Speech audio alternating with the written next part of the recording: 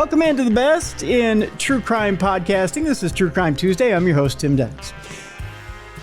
I got to believe it was over 30 years ago now. It's hard to say that. Over 30 years ago now, the film JFK came out. Oliver Stone. It was all the rage that summer. I think I even got swept up in it for a little bit. But again, I wasn't alive when the actual event happened. I was just a twinkle in my parents' eye at that point. And I think history has a way of being twisted by Hollywood, and we all get enamored with movies. I think right now we're all being enamored with the Menendez series on Netflix. We have to remember to keep things in perspective. That's one of the things about some of these special features on that get kind of trudged out by Hollywood and thrown at us, that there is such a thing as history. We have to keep things in perspective, that sometimes things are put out for entertainment. One of the things about entertainment is that as things get twisted, is certain people get put to the forefront. And when they get put to the forefront, their roles in history are heightened and hyperbole is thrown out there. And their role in history is very much exaggerated. One of those roles in JFK that was exaggerated was Jim Garrison. My guest today, Fred Litwin, has put on an excellent book. And he's one of those people who started out as a JFK conspiracy freak. He calls himself that in his first book. I was a teenage JFK conspiracy freak, but has come to the other side, where you could say he is a JFK truther now. He is a JFK realist, and will tell you he believes the Warren Commission. And he's quickly become one of my favorite guests here on True Crime Tuesday. He has a brand new book out there, a great book. I just got finished reading this weekend.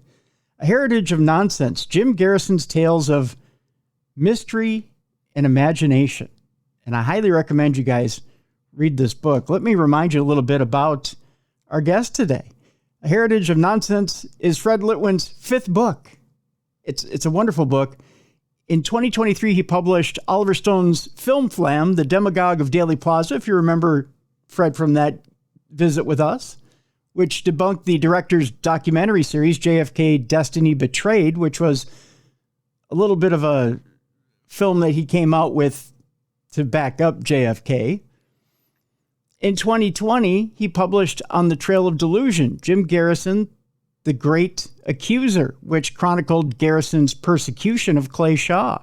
In 2018, Fred published I Was a Teenage JFK Conspiracy Freak, detailing his journey from believing in a JFK assassination conspiracy at 18 to slowly moving to believe that Lee Harvey Oswald was the lone assassin. Fred's first book, Conservative Confidential, Inside the Fabulous Blue Tent, was a memoir about his move from left-wing anti-nuclear activist to Conservative Party campaigner.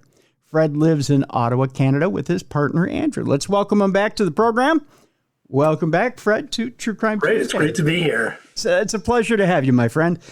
This book, I tell you, there's some stuff in here. Boy, you want to talk about eye-openers. Things that, you know, when you look at the reality of history, Fred, it really opens up the mind, opens up the senses, and you go, I can't believe that someone who's a district attorney in New Orleans actually got away with running around the country and doing some of the stuff.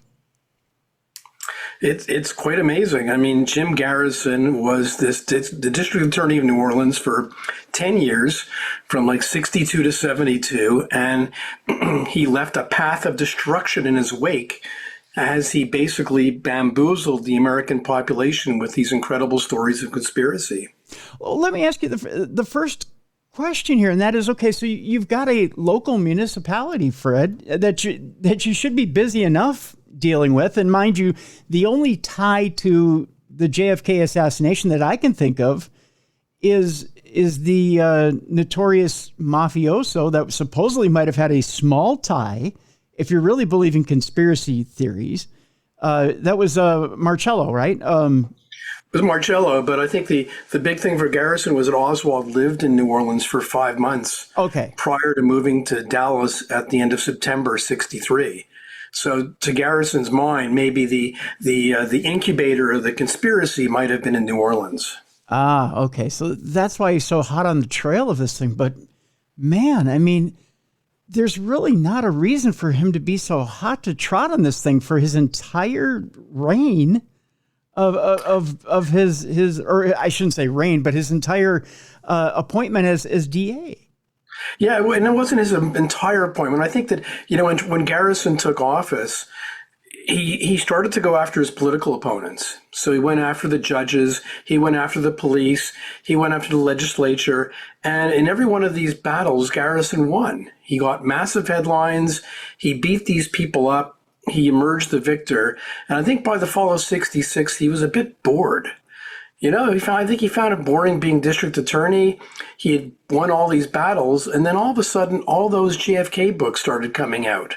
Rush to Judgment by Mark Lane, Whitewash by Harold Weisberg, and he started reading these books and said, I should reopen this investigation here in New Orleans, and he just went down the rabbit hole. But, boredom is one thing, but what does it do to get you reelected? That's the thing. I mean... so... Well, I think he generated a lot of headlines and people found him entertaining in New Orleans. I mean, every time you open the newspaper, he would have some outrageous statement. And so I think people like that. Yeah, but there's two sides to every story here, Fred, and there's a double-edged sword. And that is, an outrageous statement is one thing, but when you start to use taxpayer dollars and you start to chase some of these stories and they end up going nowhere. Well, yeah, and in fact, it was worse than that because Garrison used the powers of his office to go after all sorts of people, and one of his standard ploys was to call you. He had the power to haul you before the grand jury with a subpoena. You would testify, and then he would indict you for perjury, and that was a felony offense, and that would cause you to get a lawyer. You would have trouble getting bank loans or mortgage.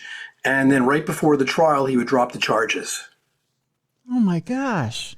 And so he did that a lot. And that was a way of scaring people and cajoling people to sort of say certain things, be an informant, tell me what I want to know. Well, and to me, back in that day, I suppose you had a little more freedom to do that. If you did that today, you wouldn't last one term.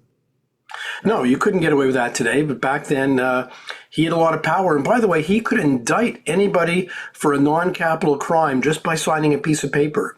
He didn't even have to go to the grand jury. He could just indict you on the spot. Again, that blows my mind. I can't imagine in this day and age. Keep in mind, we're talking about a time in the 60s and 70s where you play a little more fast, a little more loose with things, but I can't imagine a local district attorney. Even someone like, say, here in Minneapolis, where I'm at, saying, well, because someone has a tie to, let's make it modern day. Yeah, let's say someone went after President Biden. Okay. I can't imagine if there were somebody tied locally here, even through some thread, saying, well, because they had a 5-month stay here, that Keith Ellison, that's a perfect example. Keith Ellison would say, okay, well, we're going to go after him. They would have his head on a platter. Yeah. The media would go nuts. And the other thing, which was even worse back in 1967, there was no discovery in Louisiana courts. So when Garrison took Clay Shaw to trial, Clay Shaw's attorneys did not get a copy of Garrison's reports on the case. And so they went into court and they said, we're going to be surprised because all of a sudden a witness will come forward. We have no idea what they're going to say, what they're going to testify. You cannot prepare for that. And so you're always ending up with these surprises in court. Well, and some of we'll get to it here as far as some of the outrageous ends to which Garrison went to, and even to different countries.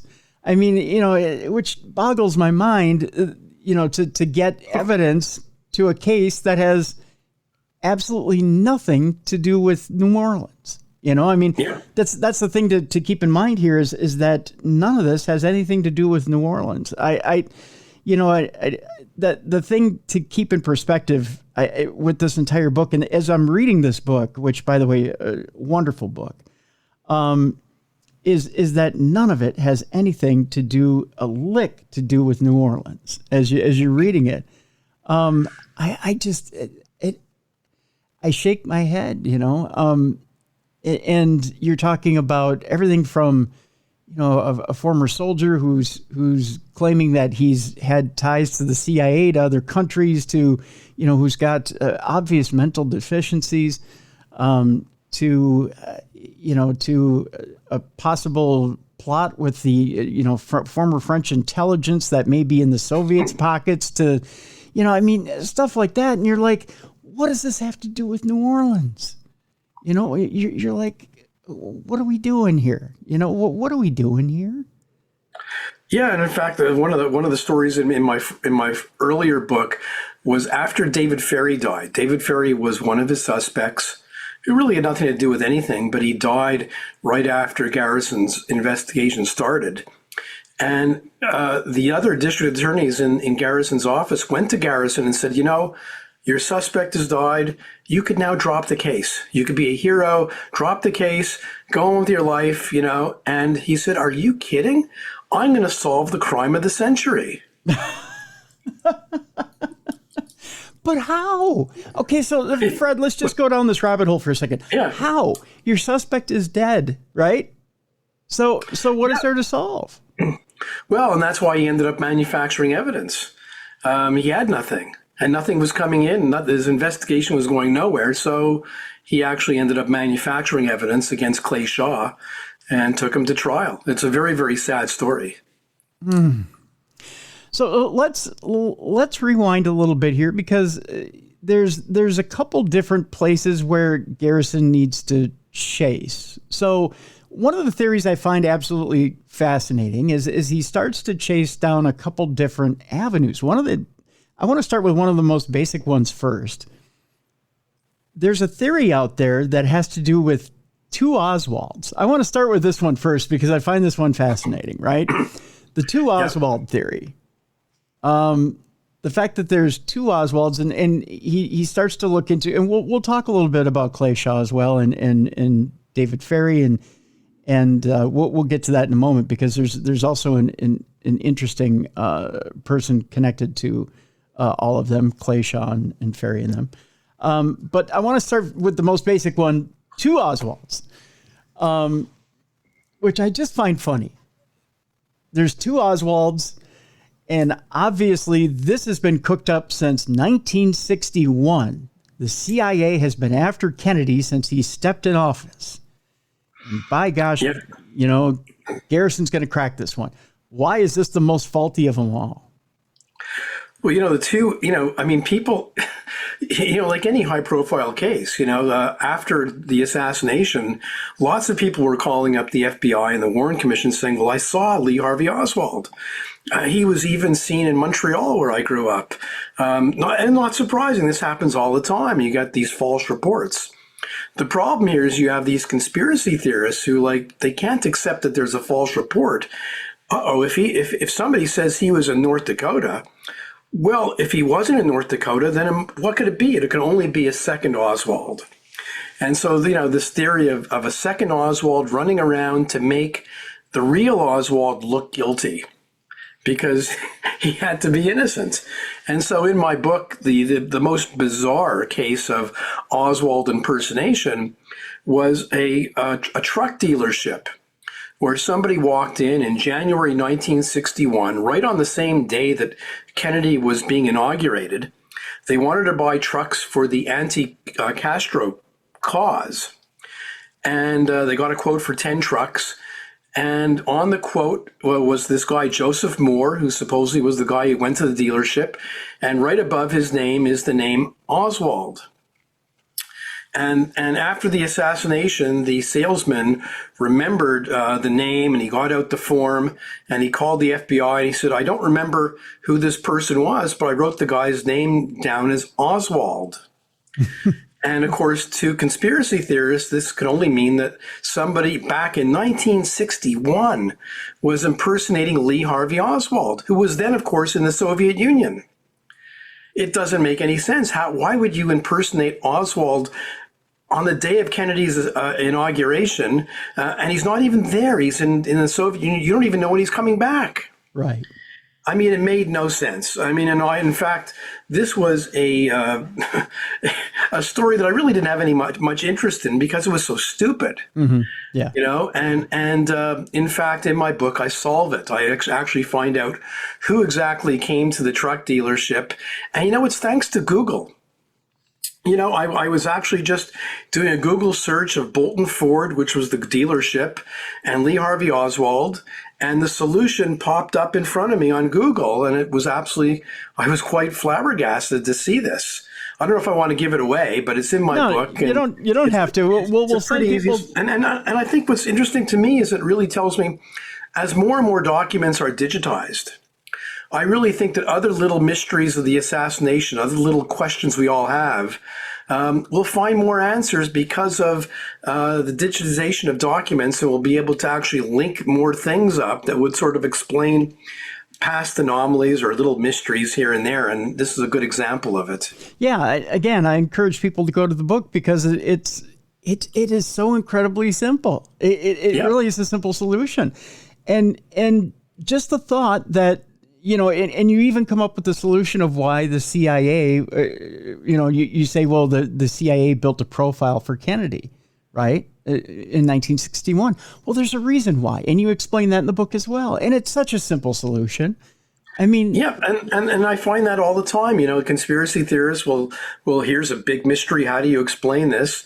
And you look in and you say, well, actually, this is kind of easy to explain. And here's an answer that you should come up with yourself, but you don't, because you don't really want to know the truth. Right, exactly. And okay. So I want to talk about the conspiratorial mind before we move on here, Fred. Why is it, when we get something like this, when we get the death of a president, especially one that was as beloved as Kennedy, I mean, maybe not at the time, you have to look at the temperature of the country. And I mean, yeah, there was a significant undercurrent that did not like Kennedy. There was a current that did like it. We tend to romanticize it because, there's Camelot and whatnot, and you tend to have it more romanticized since he's gone.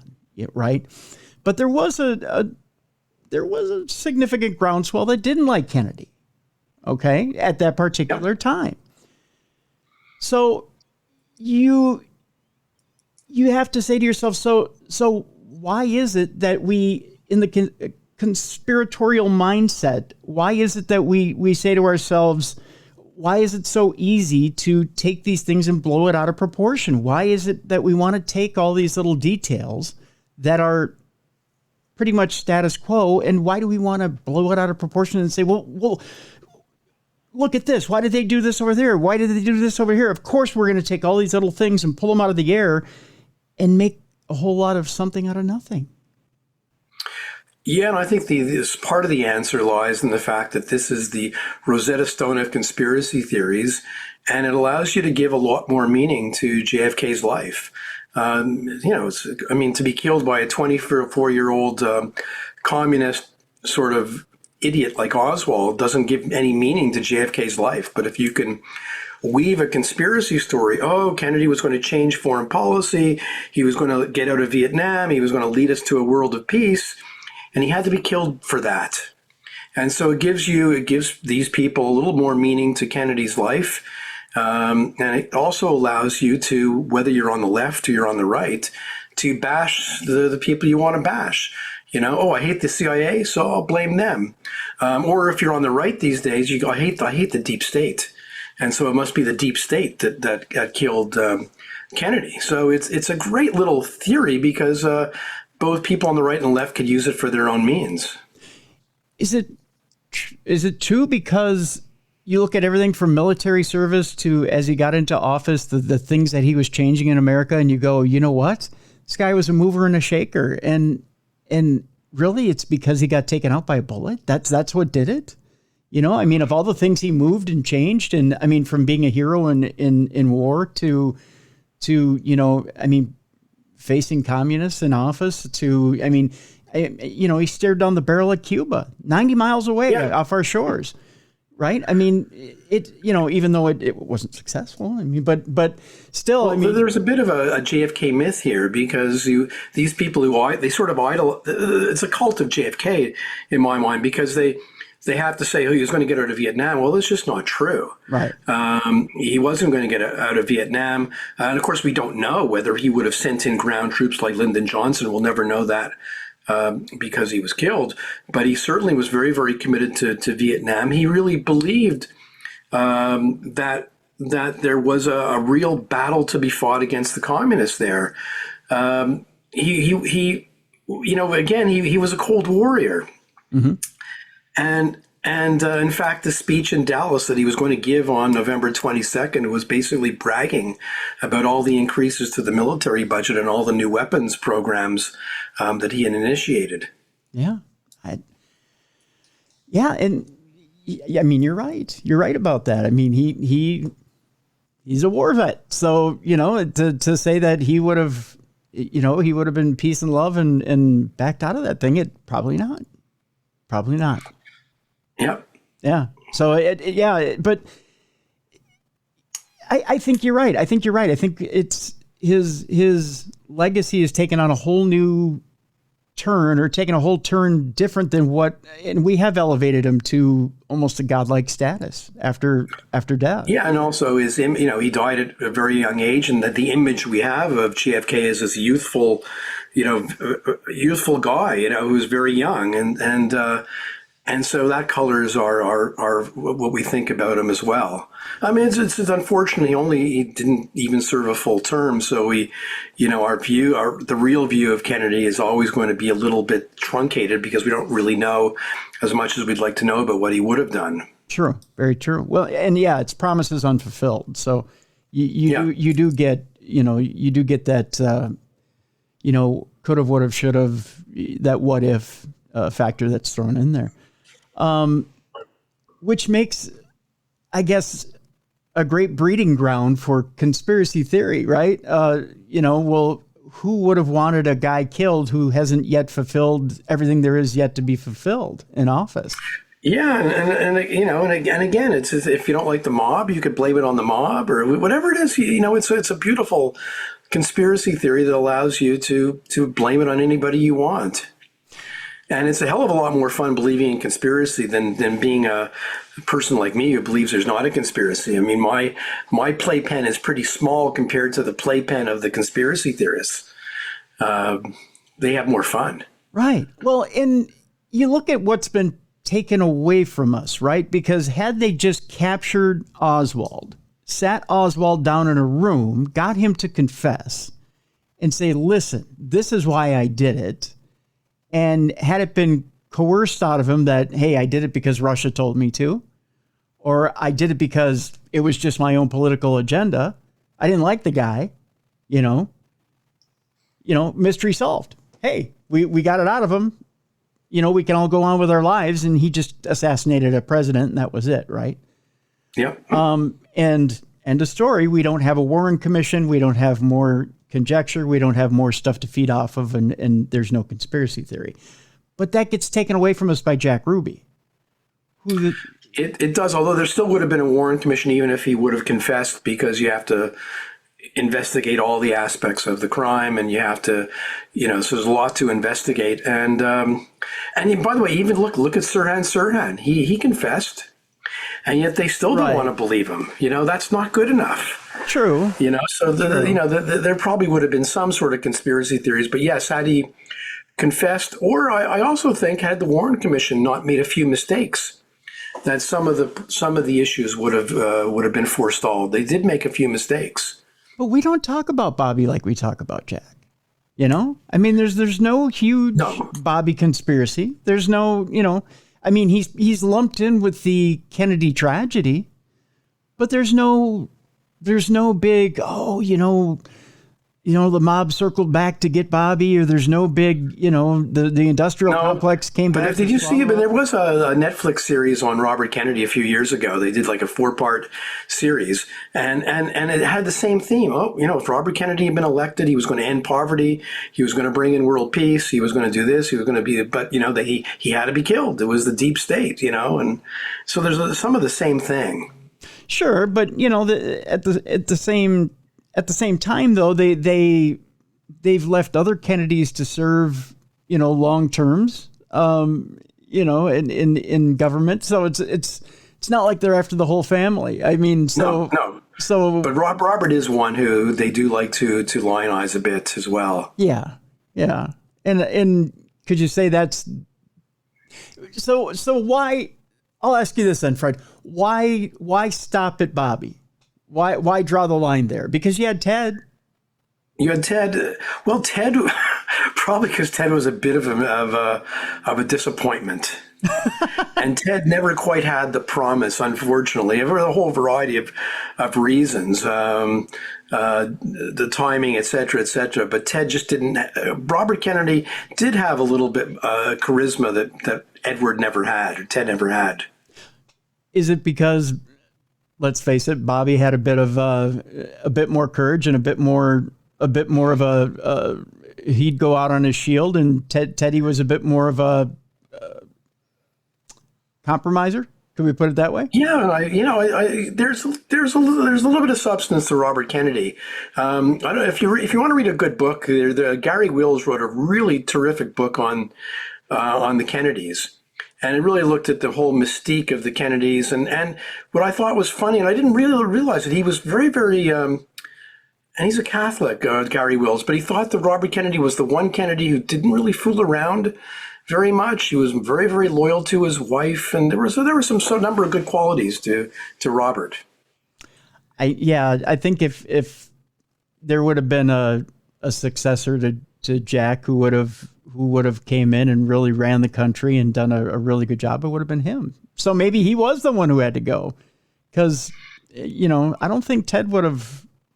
No, Ted just didn't have it. Didn't have the royal jelly, as we would say in Canada. And I think Joe knew that too, Probably he knew a bit of it before he had that horrible stroke in the early 60s. Yeah. I think he knew that as well. So yeah, that's unfortunate. So we'll get back to the subject at hand here, and that is Jim Garrison is looking for during the era of Clay Shaw here, he's building up evidence, or he's building up suspects to try and go after. I hate to even put it this way, to go after his case. Yeah. And one of the is it Crawford or Larry Crawford? Larry Crawford or Crayford. I'm not really sure exactly the pronunciation myself.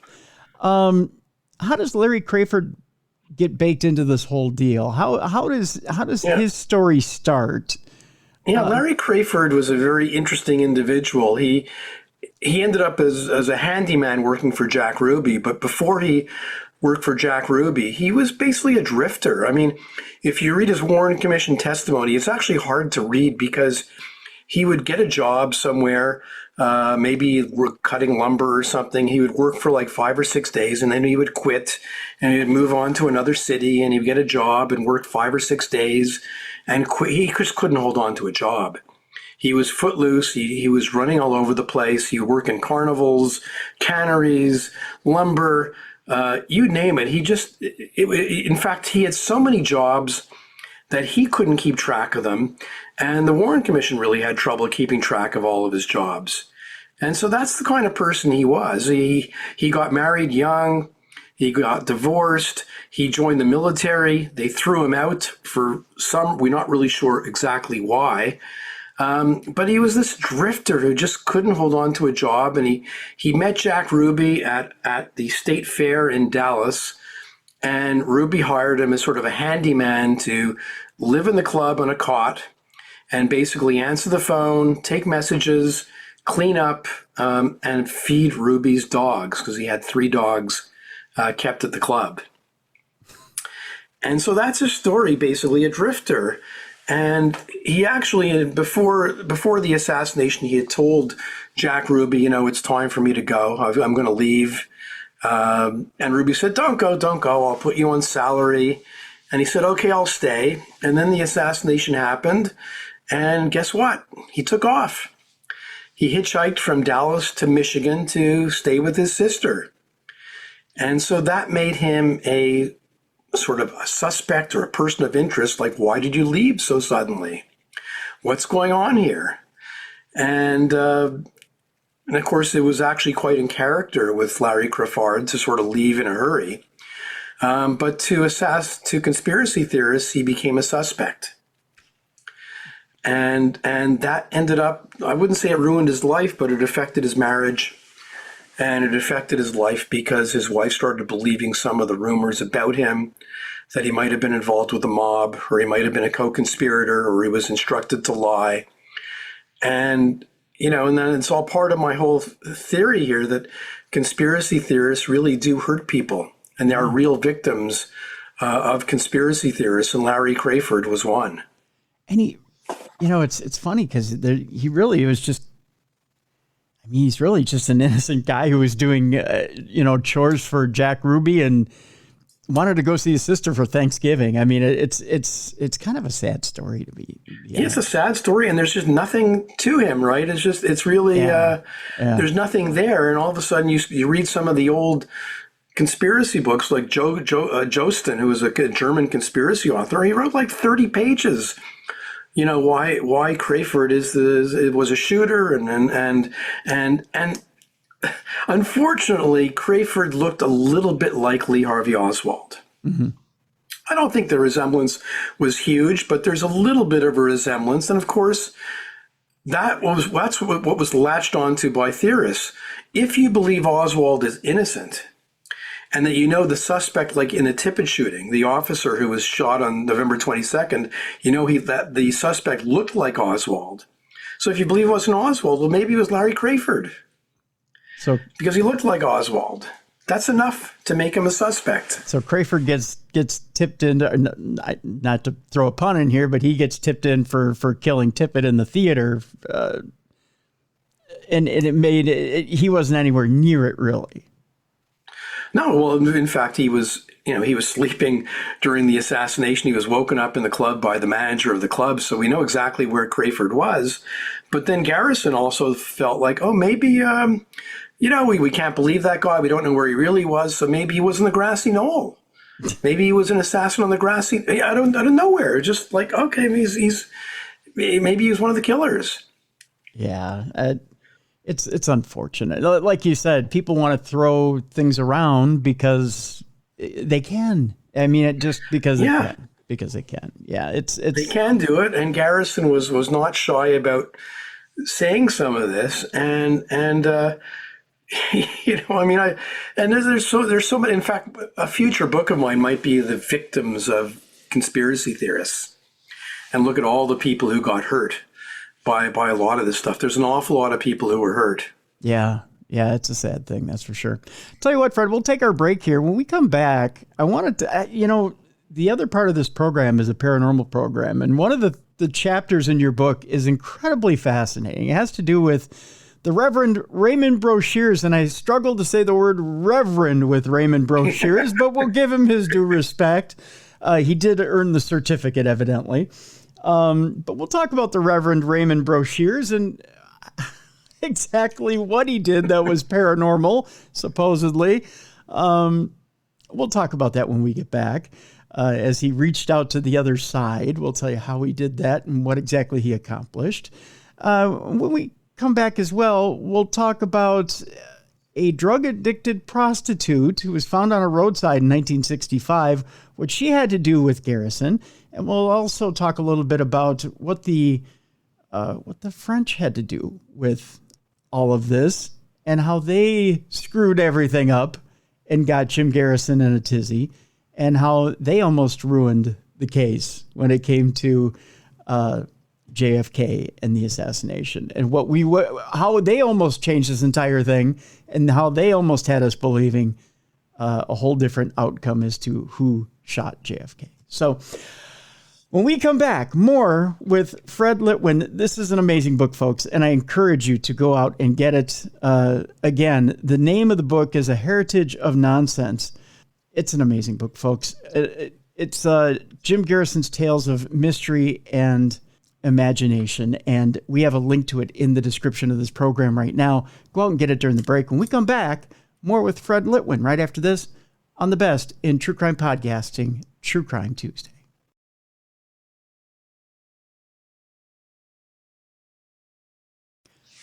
Welcome back to the best in true crime podcasting. This is True Crime Tuesday. I'm your host, Tim Dennis. Our guest is Fred Litwin. The name of the book, A Heritage of Nonsense, Jim Garrison's Tales of Mystery and Imagination. And boy, is it ever.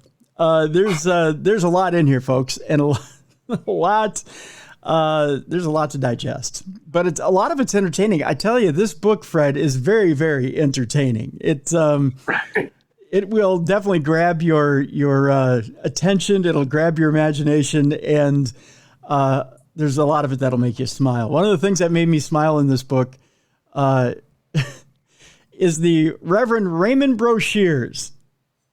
I was telling you before the break, Fred, that part of this program is a paranormal program. The Reverend Raymond Brochures is a very colorful character. As I get my English, my lips wrapped around my mouth here and able to pronounce things, a very colorful character, as he uses the term reverend, which is loosely portrayed. He got a certificate from the Universal Life Church, which is very easy to do, as most of us know. It's just that, that application in order to get that. But he claims to have gotten his information from the other side to help solve this whole deal. Fill us in a little bit about the good Reverend and how he added to Jim Garrison's conspiracy theory and helped him try to make his case that it wasn't Lee Harvey Oswald. Yes, the Reverend Raymond Brochures is a fascinating character, and in real life, he was a gay rights activist in San Francisco who actually is one of the heroes of gay rights, and he'll go down in history for what he did for gay rights, although very controversial about what he did in San Francisco. But before he was a gay rights activist, he was sort of a minister, in the LA area who sort of believed that he had psychedelic powers. And there was a television show that was going to have another reverend, another person with psychedelic powers, who ended up canceling. And so they got Reverend Raymond Brochures to be a guest on this show. And the host had actually done his homework about Brochures. And so they started talking about seances. And it turns out that Raymond Brochures had channeled Lee Harvey Oswald at a seance.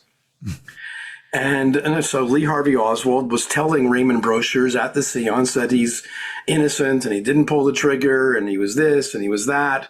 And Brochures actually wrote this all down in one of his church newsletters, which I reproduce in my book. Mm-hmm.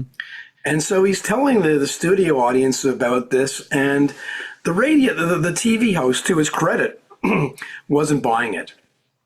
And he challenged Brochures, and he said, well, your other predictions aren't very good. You said that George Wallace was going to be elected president, and that's not happening. and Brochures said, well, you know what? That's not my fault. The spirits said that, I'm just channeling this stuff. Yeah. Where this gets really interesting is that he then goes on to say that he was a roommate of David Ferry's in New Orleans, and that David Ferry confided in him all this stuff about the assassination. Well, guess what? Some of Garrison's local investigators, volunteer investigators, were listening to this show, and their ears perked up when they heard that Brochures might have been a roommate of David Ferry. they didn't really care whether he channeled Oswald or not. That was like, okay, that's a small detail. And so they had to go find him, and they did, including Mark Lane. Mark Lane went out to visit Raymond Brochiers, and they interviewed him a couple of times in Los Angeles, and he weaved all these incredible stories about flying the assassins from, Dallas to Corpus Christi, and the plane crashed, and David Ferrie told me this and told me that. And so they were like, he bamboozled them. They thought, okay, we got to take you to New Orleans so you can meet Jim Garrison and you could be interviewed in New Orleans. And so they fly him to New Orleans and they interview him twice, very, very lengthy interviews. You can actually go on my website and read the transcripts of these interviews. And I think it was pretty clear to them this guy was making stuff up, telling all these stories. And of course, while he's in New Orleans, he had a pretty good time running after the boys of New Orleans, and eventually they sent him on his way back to Los Angeles. To make a long story short, which is quite amazing, Brochiers was actually asked to testify before the House Select Committee on Assassinations. Oh, wow. He testified for an hour, and you could actually hear his testimony on my YouTube channel. It's I posted it, so you can hear him telling even more stories to the HSCA, and including stories that completely contradicted what he had said earlier. Really? Oh, wow. I think the HSCA realized, okay, this guy is just telling us nonsense. Yeah. And so, I mean, that would be a nice end of story, but what I find frightening is the fact that many conspiracy theorists still quote Raymond Brochiers as a source that proves whatever they want to prove about David Ferrie or Oswald or a conspiracy. He's in all the conspiracy books. None of them realize this man has no credibility. That's crazy. It's just unbelievable. And now, okay, in our business here, Fred, I mean, you've got good psychics, you've got bad psychics. Obviously, Raymond Brochiers was not a good psychic.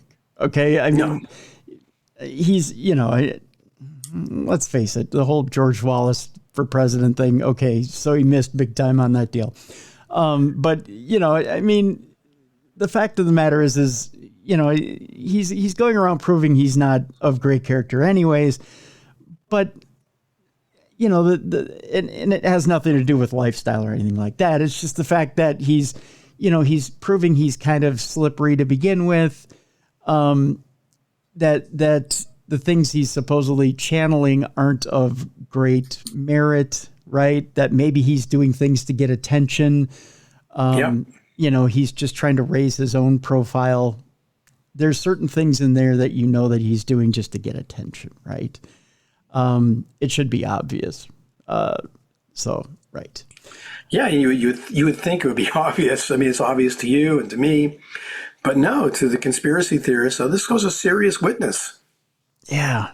And through that, by proxy, you would think that this would reflect badly on Jim Garrison, but yet people are still listening to Jim Garrison and still taking him as a serious presenter of evidence. This is, yep.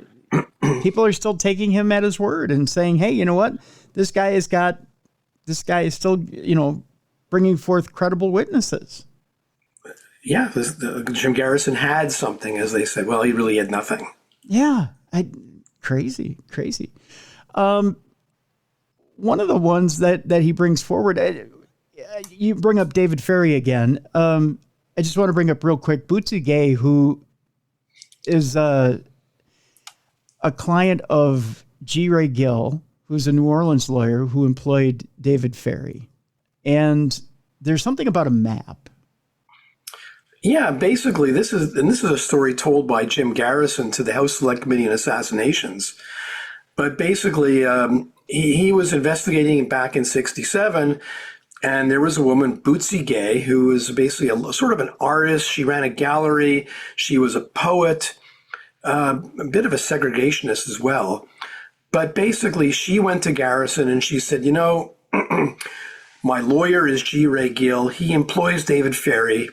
And I saw on David Ferrie's desk, right after the assassination, I saw a map of Dealey Plaza on his desk. And I wanted to take the map But the receptionists there, the secretaries who worked there stopped me. And so I don't have it, but I saw it. And so Garrison went to the HSCA years later to say, look, this is a very important lead, that she actually saw a map. It was Dealey Plaza. There were markings on there that indicated the assassination. It was on David Ferry's desk, and you should go investigate. Mm-hmm. And I thought, I'd written this up. I said, this is all crazy. How can Garrison believe this nonsense? There's no real evidence of anything. And of course, she couldn't produce the map. But what really surprised me, and I was reading Joan Mellon, who is another conspiracy author. She has this story in her book, and she had a source that I did not know about. And her source for the fact there was a map was a letter that Bootsy Gay had written her congressman back in December 1963. And I thought, well, that's a contemporaneous account. If that's really true, and she was writing about that in December 63, then maybe she really did see something. But of course, COVID was around, and I couldn't go traveling. I couldn't go to Tulane University to check out this letter that Bootsy Gay had written. So it sort of was in the back of my mind.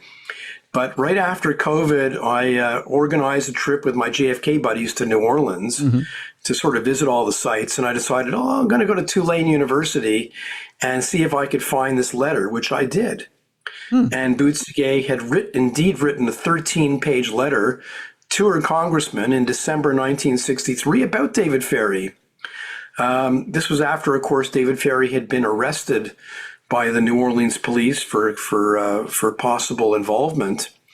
And there's nothing, absolutely nothing in her 13-page letter about a map, about seeing a map. She said nothing about it. And that really floored me because that's a really good contemporaneous account of what was going on. And Joan Mellon had seen her letter, but doesn't mention it in her book that there's nothing in the letter. Interesting. And so it's a very good indictment of conspiracy theorists and how they hide, even when they have sort of exculpatory evidence, they try to hide it. They don't really tell you everything they know. And it's a very good little case study. It is. It's very good. And it's very indicative of the fact that, maybe Jim Garrison didn't have as much in his back pocket as he said he did. Yeah, and on my website, I actually published the whole 13-page letter, so you can actually read it for yourself on my website. And of course, the links are in my book. My book is extensively footnoted. I've got tons of online links. And in fact, I published the links and sources to my book on my website for free, so people can download and look at all those online links themselves. We'll have a link to your website as well in the description of this program, so people can take a look outside the program and see what we're talking about as well. Rose, is it Cherami? Is that how you pronounce it? Rose Cherami. Cherami. Drug-addicted prostitute found dead on a roadside in 1965. However, had an interesting little backstory to her in that, not only did she have a bit of a history to her as well, but she ends up being in the opening scene of Oliver Stone's film JFK. How does she get to such prominence that she makes the opening scene of JFK? That's a really good question. I wish I had a good answer. She is a staple of the conspiracy theorists. I think almost every single conspiracy book will have the Rose Cherami story of a woman who was basically in a car accident on the roadside right before the assassination, supposedly taken to a hospital, a mental institution in Louisiana, where she told people before the assassination that Kennedy was going to be killed. That's the story. That's the conspiracy story. And it's in every conspiracy book. There's only one problem with the story, is that there's absolutely no evidence, none, that she said anything about the assassination before it happened. There's not one eyewitness who has come forward to say that. And the evidence is very, very clear, and I show it in my book.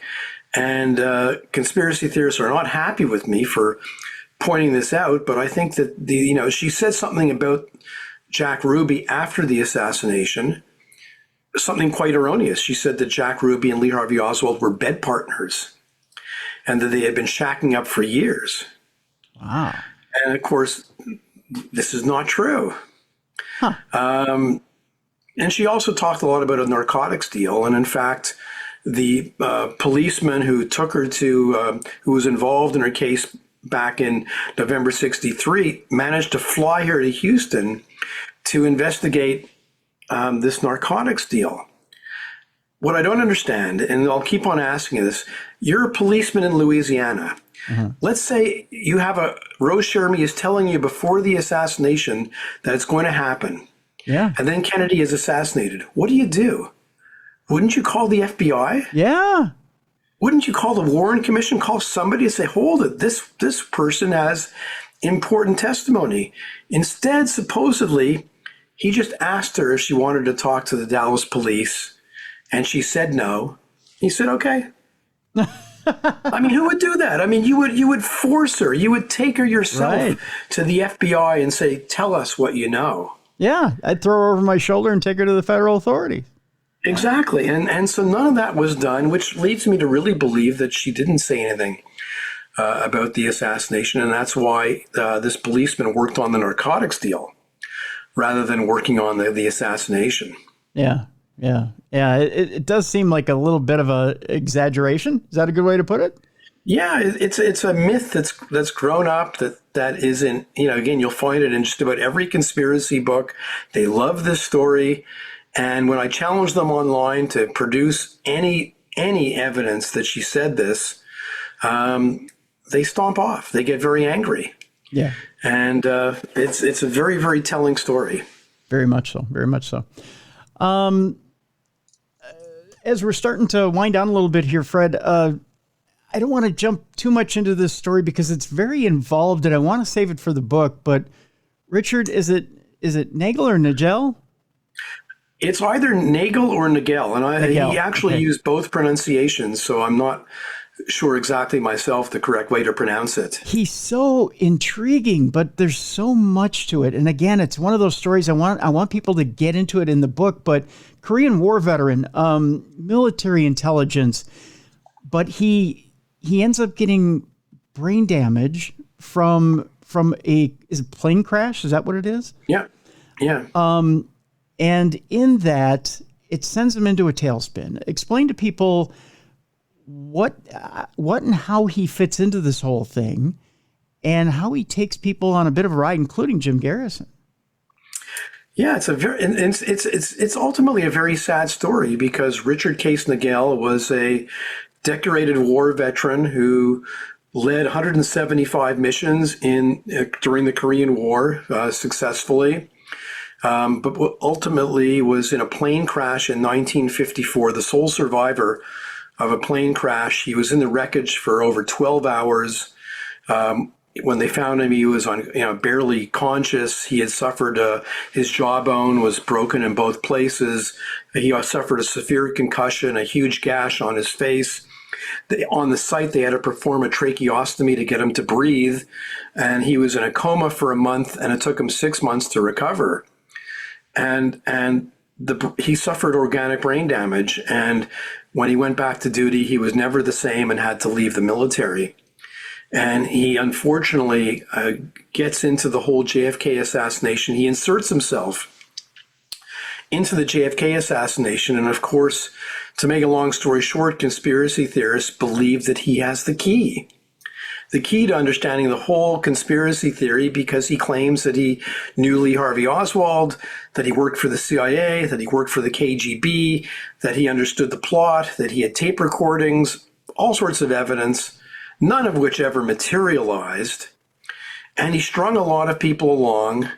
And it's a very sad story because he died broke and he was a broken man from that plane crash. It took him many, many years to even get a decent pension from the military because of the damage. It's actually a sad story. Yeah, very much so. Very much so. And you want to talk about what it's a great, it's kind of a great blush of what happens when things happen. You know, we talk about brain injuries in this day and age and how much we know about the study of the brain and what happens in different brain injuries. You talk about what happens with soldiers that even using concussive weapons right now and what happens with CTE and that. You talk about what happened with him in a plane crash in that concussive injury and how he spiraled out of control, you know, different things from losing his family to, you know, not being able to get along with people to, you know, just violent behavior. He had his own issues with violent behavior. He's a case study in what happens when you change the chemistry of the brain through physical damage. I mean, I encourage people to pick up the book just to read his case alone is disturbing. It's just disturbing. It really is. And people today still believe that he held the key. He promised, he told people he had all this information, documents, photographs, tape recordings. And of course, after he died, that nothing ever materialized. He had nothing. And it's a very, very sad story. And why people believe that he still holds the key is beyond me. Well, you know, the other part of that too, though, Fred, is that, you know, someone who is damaged like that, sometimes that type of damage turns something on in the brain that allows you to come up with some fantastic. Yeah, and I think that I don't know, you know, I think he wanted some of these conspiracy theorists to help him, and they helped him in his case against the government. But I think he enjoyed a bit of enticing these people for some reason. Can't explain it. But he was also very good. You know, he was an intelligent man. He was a good read of character. And what I found funny is he would go to these conspiracy theorists, and before he would say, "Here's what I know," he would say, "What do you think the theory is? Mm-hmm. Tell me your theory."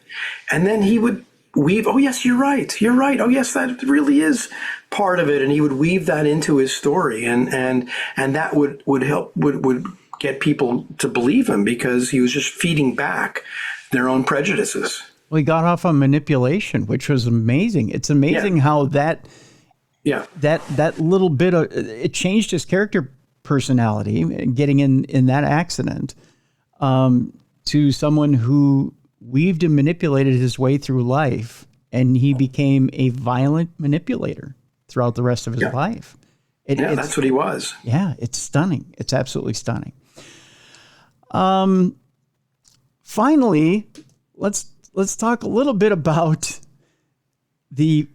how French intelligence almost blew this entire thing open. Farewell America was the name of a book and eventually a movie that almost blew everything out of the water and changed the way we knew the JFK assassination. Had Jim Garrison got his way. But as it turns out, something happened along the way. Well, this is an amazing story because Jim Garrison, a lot of people sent things to Jim Garrison.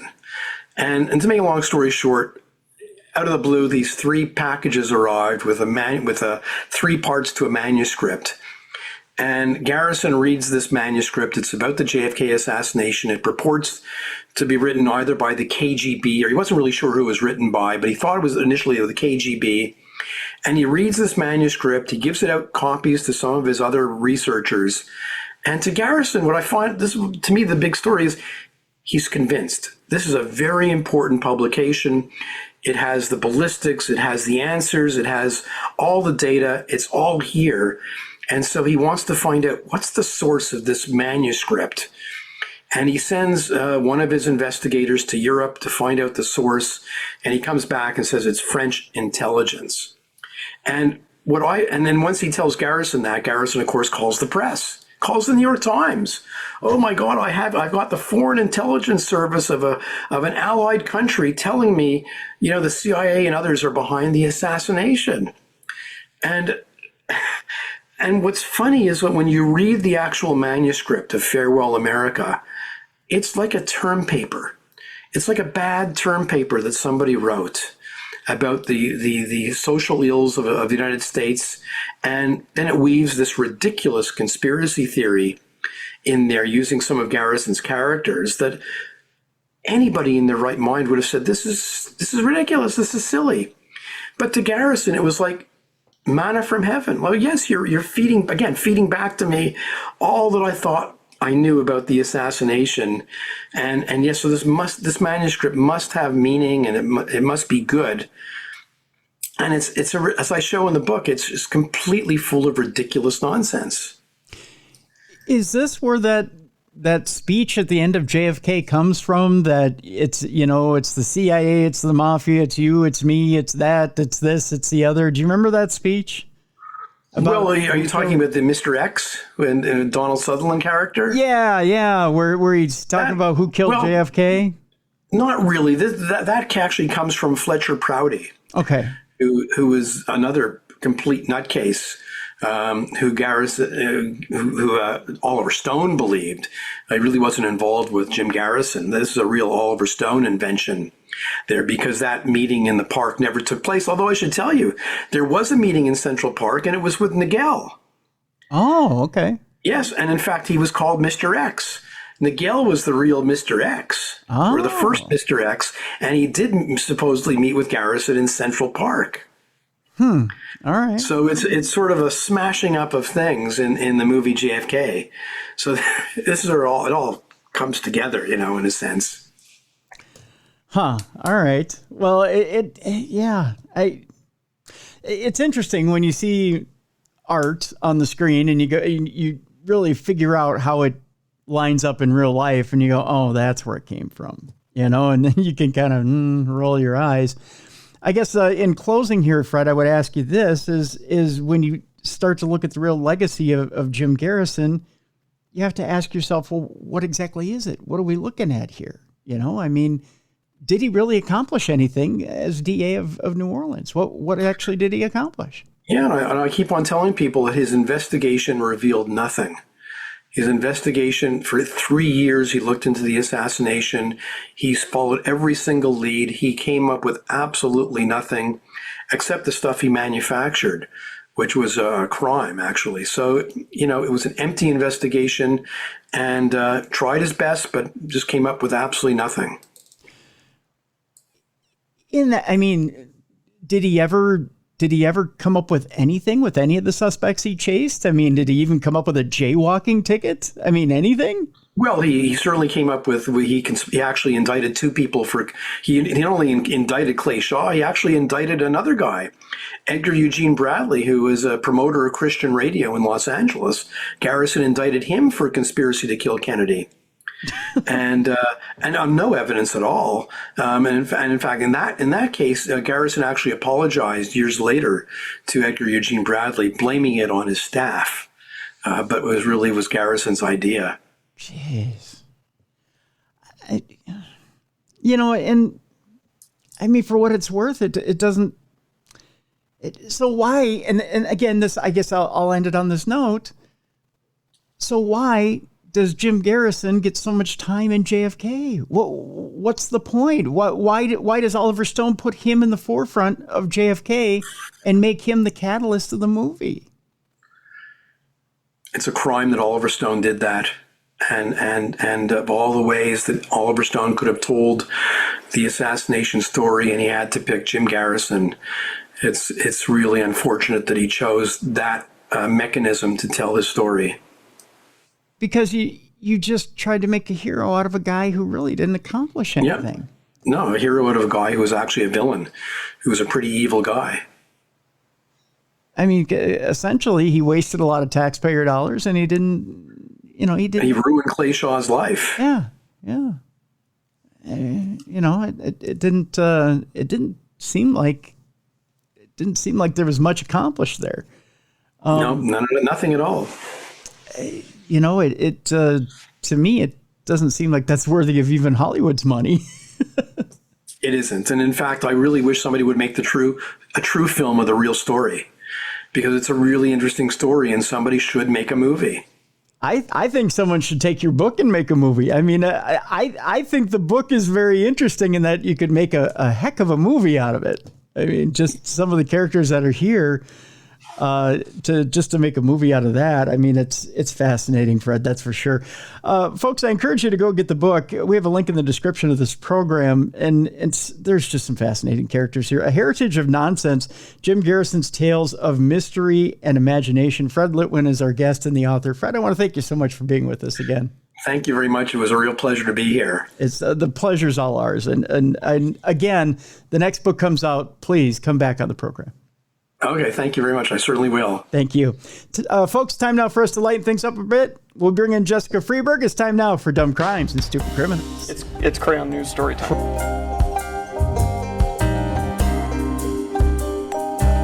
What happened with this dude, Christ Bearer? I heard he cut his penis off and then jumped off a balcony. Suspect pulls gun from butt, shoots twice at Denver police. What is your emergency? I need help. And what's the problem? I'm too high. You're too high? Yeah. It's that time, the time you've all been looking forward to. It's time now for Dumb Crimes and Stupid Criminals. And with that, we bring in a world-renowned author, one that everyone knows around the globe. I don't even... The likes of Stephen King, the likes of who's that guy who writes all the spy novels? I can't even name him because he's not as famous as this next author I'm about to bring on. Ladies and gentlemen, here she is, Jessica Freeberg. Jess, how you doing? I can't hear you. You're on mute. See, you've muted yourself. I can't hear you now. See, you've muted yourself. I think it's probably... Stop. You can't hear me now? Now I can hear you. Now, yeah. Okay. There you go. Well, there's how you start the show. That's how you me start. all flustered, complimenting me, saying stuff that's not true but should be. Well, yeah. One day, Tim. One day, yeah. You just have to manifest this stuff, Jess. You just I put it know. out there. And I'm a firm believer in manifesting, so. yeah, exactly. I'll tell you, we have some interesting stuff today. We're going to actually start out our first story with someone who's manifested something horrible for themselves. Oh, no, that's not the kind of manifesting we're going to do, Tim. We're only going to bring good stuff into the world. Only positive stuff, Jess. But yeah. And we have an ironic section today. We have an irony section of today. Not necessarily not safe for work stuff today. I mean, there is some stuff that's not safe for work. The irony section is not safe for work, I guess, in a weird way. Okay. But it's very funny. The irony section is today. But some very bizarre, strange, dumb crimes, stupid criminals today. My favorite. Been a weird week, a very bizarre week this week. I'll put it that way. I would blame it on the hurricanes, but it's been a bizarre few weeks in history. I'll put it that way. Let's just jump in and call it what it is. This first story, Jess, is along the lines of stupid getting stupider. The music industry is a stupid business. Let's just face it. I mean, I had my turn in the music business and selling records to radio stations and being a music rep for a little while. Okay. That's cool. I'll just put it this way. Some of the artists are even stupider. Yeah. But Kanye West has now been implicated in the Diddy scandal. Oh, no. After going on television and pointing the finger at Diddy and saying, Diddy, you stupid, you did this, you did that. I know all this dirt on you. Well, guess what? Turns out he was involved as well. Oh, no. Yep. Kanye West has now been accused of drugging and sexually assaulting an ex-assistant at one of Diddy's parties. Whoops. Sometimes the guy who's the loudest turns out was involved all along. You know what? That really does tend to happen. Like you protest so much that it's almost like you're trying to, I don't know, shift the attention away from what could fall on you. Yeah, absolutely. Hold on just one second here, Jess. There's something going on with your mic here. Go ahead and say something again. Can you hear me now? Yeah, there we go. Okay. Yep. Just making sure. Yeah. Okay. Yeah, it's very unusual in that, you know, It's true. The guy who protests too much tends to be the guy who's probably right there at the source of everything. And it's true here with Kanye West. He's been accused of drugging and sexually assaulting his one-time assistant, an OnlyFans star, at a party with Sean Diddy Combs. Alarming new court papers go on to show. The woman's name is Lauren Pisciata, I believe is her name, who worked for the rapper from 2021 through 2022 as a personal assistant. West sought out her and her former musician client, inviting them to a party at a music studio that West and Combs co-hosted, according to court papers obtained by the New York Post. Pisciata, an influencer and former OnlyFans model, said West told everyone at the Santa Monica gathering that they had to drink or leave the party. Now, that's red flags right there. You have to drink or leave the party. If anyone's forcing me to drink anything, it's time to leave. I'm choosing leave. Yeah. Because that's just unusual right there. And after taking just a few sips, she suddenly started to feel disoriented and began to slip into an altered and highly impaired state, claimed the papers filed in a Los Angeles Superior Court. The next day, Pisciata couldn't remember the events of the night before, and she felt ashamed and embarrassed, and her musician client, who wasn't identified in court papers, was too traumatized and disturbed to speak about the night. Pisciata, who could not recall and was certainly not aware of any kind of sexual assault had happened to her or her former client, said she was more concerned with whether she'd embarrassed herself in front of her client or West, the filing went on to say. While Pisciata believed she was drugged, she thought it was the studio assistant or someone else who had helped prepare the drinks who was responsible for drugging her, according to the court papers. It wasn't until before West fired Pisciata that he confessed that he had hooked up, quote unquote, after she was drugged. In other words, he confessed that he had done something with her after she was drugged. Why? Dumb that he did it, but then he was going to get away with it. Right. Well, I guess to him it was a source of pride. That doesn't seem like something to be prideful about. Guilty conscience? Maybe. What's odd is I'll show you a picture of her. To me, she has kind of the Kim Kardashian look.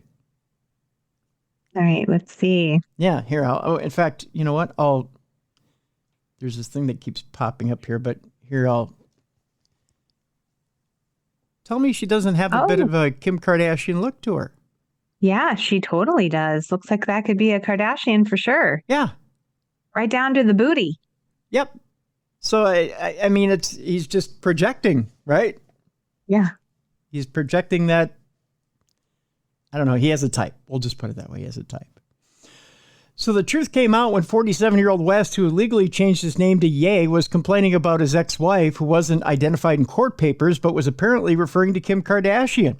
West was enraged about a text exchange that had just happened between himself and his ex, and he mentioned that the ex made a negative comment about Pisciata, whom the ex believed West cheated on with her, that according to court papers. So Pisciata told West she wanted to text the ex to clear things up and tell her, "This is untrue. I did not and would not disrespect you, or your marriage." She proposed writing. So she was willing to text Kim and say, "Hey, it's all in the up and up. I don't want anything to do with your husband." Right. Right? She's above board.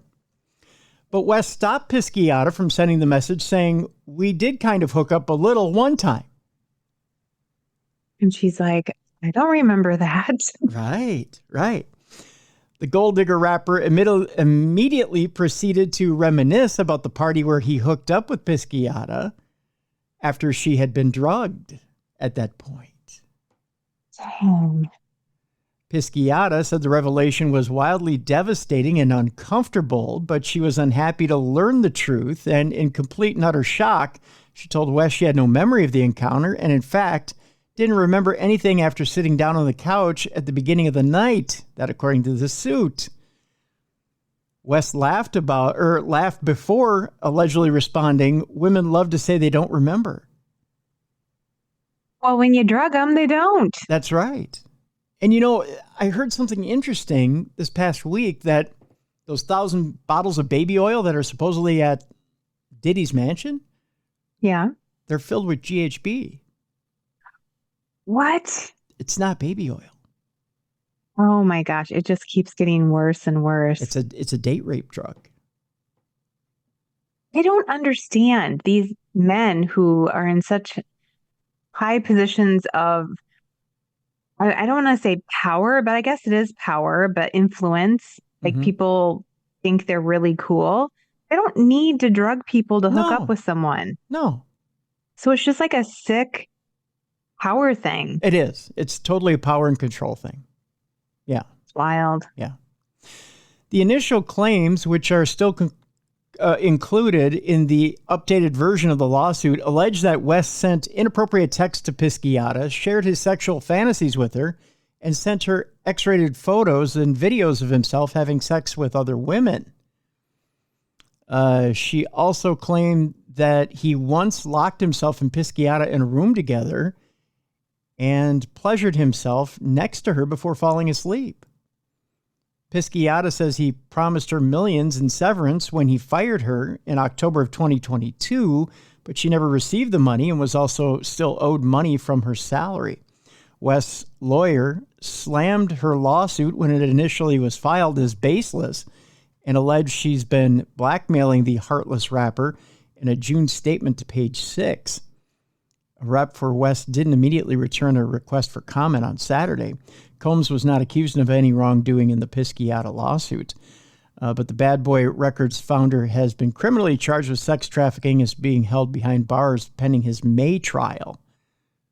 Think about that. Diddy is behind bars in that Brooklyn facility until May without bail. I mean, not saying he doesn't deserve it, but that's a long time. And you think about how cruel and unusual those conditions are. I mean, he deserves every bit of it. Don't get me wrong. He deserves every bit of it. That's a long time to be in those conditions. Yeah. When you say May, you're like, May? May. That's third world conditions for 8 months. No, not 8 months. I'm sorry. That's 7 months. 7 months. But he's been in there a month, so, right? So, yeah, he's been in there months. a month. Yeah, it'll be 8 months by the time he sees trial. Combs has been accused of sexual abuse in a series of lawsuits. He's denied wrongdoing in both the criminal and civil cases, as far as that goes. So, but interesting now that Kanye's admitted to drugging someone against their will. Does he get the criminal treatment now? I hope so. I hope so too. I hope they start looking into him. Quit doing that stuff. I don't get it. I just don't understand. And I don't understand how that can even be really fun for them to be with someone who is incapable of even participating. I don't get it. That to me is creepy. Well, you know, and they popped Bill Cosby for the same thing. He ended up doing jail time for it. So I don't get the culture of that. I really don't. I don't. It's weird. Yeah. I don't know. All right. We're about to turn it up a notch here, Jess. This story is disturbing, to say the least. We're going overseas to England, where a daughter's startling confession to police is one that is going to curl your hair a little bit. The police turned up to check on her parents. What they found out next is going to make you wonder if you should turn care over to your children in the future, or if you should just take the home. Take the home. I've already told my kids, just stick me at home. Yeah. An Essex woman confessed to murdering her parents and hiding them in a home tomb for years. What? Yeah. A chilling police body-worn camera footage shows a woman calmly telling officers how she murdered her own parents, hid their bodies, and carried on living alongside them for 4 years. That is so disturbing. Oh my gosh. Jess, I don't, I don't know how You you have to feel. go through a period of time where you have to smell the decay. Right, There's no way around it.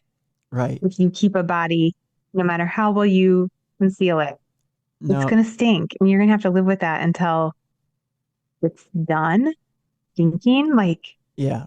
Now, oh, Mally and I had talked last week about Lisa Marie Presley and how she had kept her son's body after he had committed suicide for 2 months.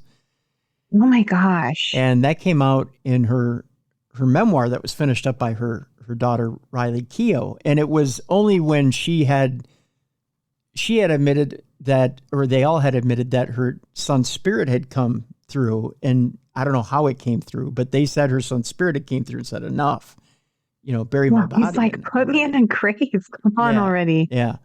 But Wow. they had kept his body in a casitas at 55 degrees. Okay. So Which- he was like preserved. No, that's not cold enough to preserve the body. Oh. So it decomposed. And even though he had been embalmed, he was slowly decomposing. So that's still enough to let off gases. It's still enough to stink, Yeah. but that's slowly. But imagine both your parents in a tomb, no embalming, no nothing. No, that's terrible.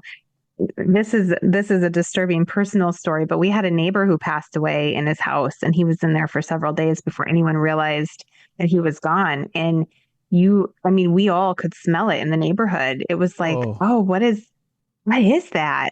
And then the cops came and they took his body out and they opened the windows, and then it was really bad. Oh, It was so sad, so sad. But I mean, like that smell, living with that, knowing it's your parents. yeah. Like you did that. Well, 36-year-old Virginia McCullough poisoned her father, 70-year-old John McCullough, with prescription medication and beat and stabbed her 71-year-old mother, Lois McCullough. That's how they died. Dang. Yeah, She must have really not liked her mom. I guess not. She kept her father's body in a homemade mausoleum composed with masonry blocks stacked together inside his room. It formed a rectangular tomb and was covered with multiple blankets and a number of pictures and paintings over the top, Lisa Wildling KC said. McCullough hid her mother's body wrapped in a sleeping bag inside a wardrobe. She was today jailed for life with a minimum term of 36 years. She earned that, that's for sure. It doesn't seem like enough, Yeah. Seems like she liked her dad better, though. So it sounds like she created a nice space for him to Right. rest, and then her mom got shoved in a wardrobe. Yeah, that's exactly what it was. The judge, Mr. Justice Johnson, said McCullough had engaged in substantial planning and premeditation before carrying out the killings. He told her, "You drugged your father's drink 2 days before the murders in order to use him as a guinea pig. You had a primary plan, which was to use the drugs to cause her death. And you had a backup plan, which was to use murder weapons, including a knife, if your primary plan failed." Oh, imagine that. You survive the drugs and you end up getting killed by knife. Ugh. That's Give me if the it drugs. that's if it would have failed. Thank God the drugs worked. That's all I gotta say. On the dad, but maybe they didn't work on the mom. Maybe that's why she beat and stabbed her. Well, it sounds like the drugs worked. Okay. McCullough then robbed her parents of dignity and death by hiding their bodies, the judge added. You think more of money than you do of humanity, he said. Your parents were entitled to feel safe in their own beds and in their own home. They are entitled to feel safe with their own daughter. McCullough carried out their murders between June 17th and June 20th of 2019 before concealing their bodies at their home in Great Baddow, Essex. She continued to live at the address and told persistent lies about their whereabouts. This included telling doctors and relatives the parents were unwell, on holiday, or away on lengthy trips. Her actions were uncovered after her parents' GPS raised concerns over missed appointments, and Essex police were forced entry to the home on September 15th of 2023. In the moments afterwards, she confessed to what she had done. Ms. Wilding said the defendant had been thinking about killing her parents since March of 2019 and had been planning for it. She said that McCullough had not been employed for many years. The prosecutor said the defendant engaged in online gambling and spent £21,193 in transactions related to gambling between June 1st of 2018 and September 14th of 2023.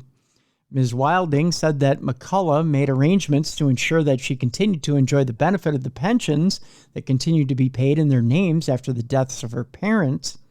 The prosecutor said McCullough benefited from $59,664 and 1 penny. I'm sorry, 1 pound. It's 1 pence, isn't it? There's pounds and pence, if I remember right. Okay, I don't know my English currency. From the state pension, and £76,334 from Mr. McCullough's teacher's pension. Wow, between June 18th of 2019 and September 15th of 2023. So she got a total of, just quick math here, over £130,000 in that time. That sounds substantial. I mean, that's pretty good for just sitting at home and doing nothing. But that's over 4 years.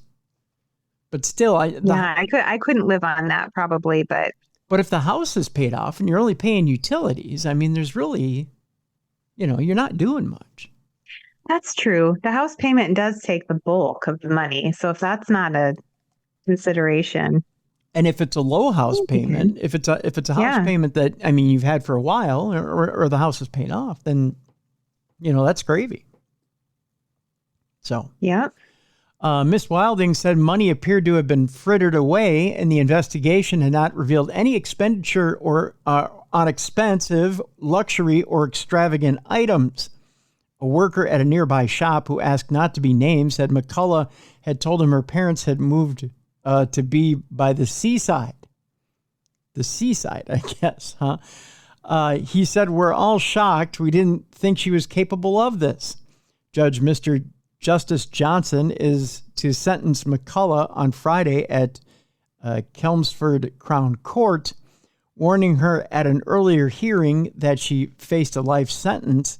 Judge Christopher Morgan, who presided over the plea hearing, said, "You will understand that there's a single sentence that can be passed upon you in these circumstances.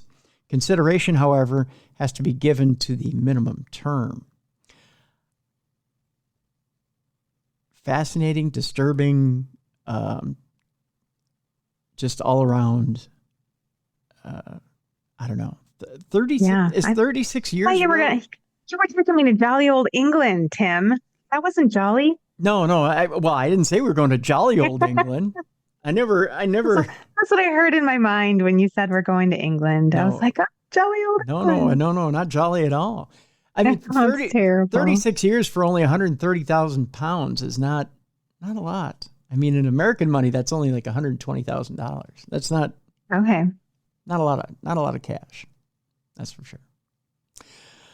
Let's move on, Jess. We're going to Florida, and but nothing having to do with hurricanes on this one. This one is unusually stupid. Really stupid. A man standing watch accidentally shoots his pal using a walker to death when he mistook him for a threat. So I want you to imagine you're standing watch, you got a gun. Okay.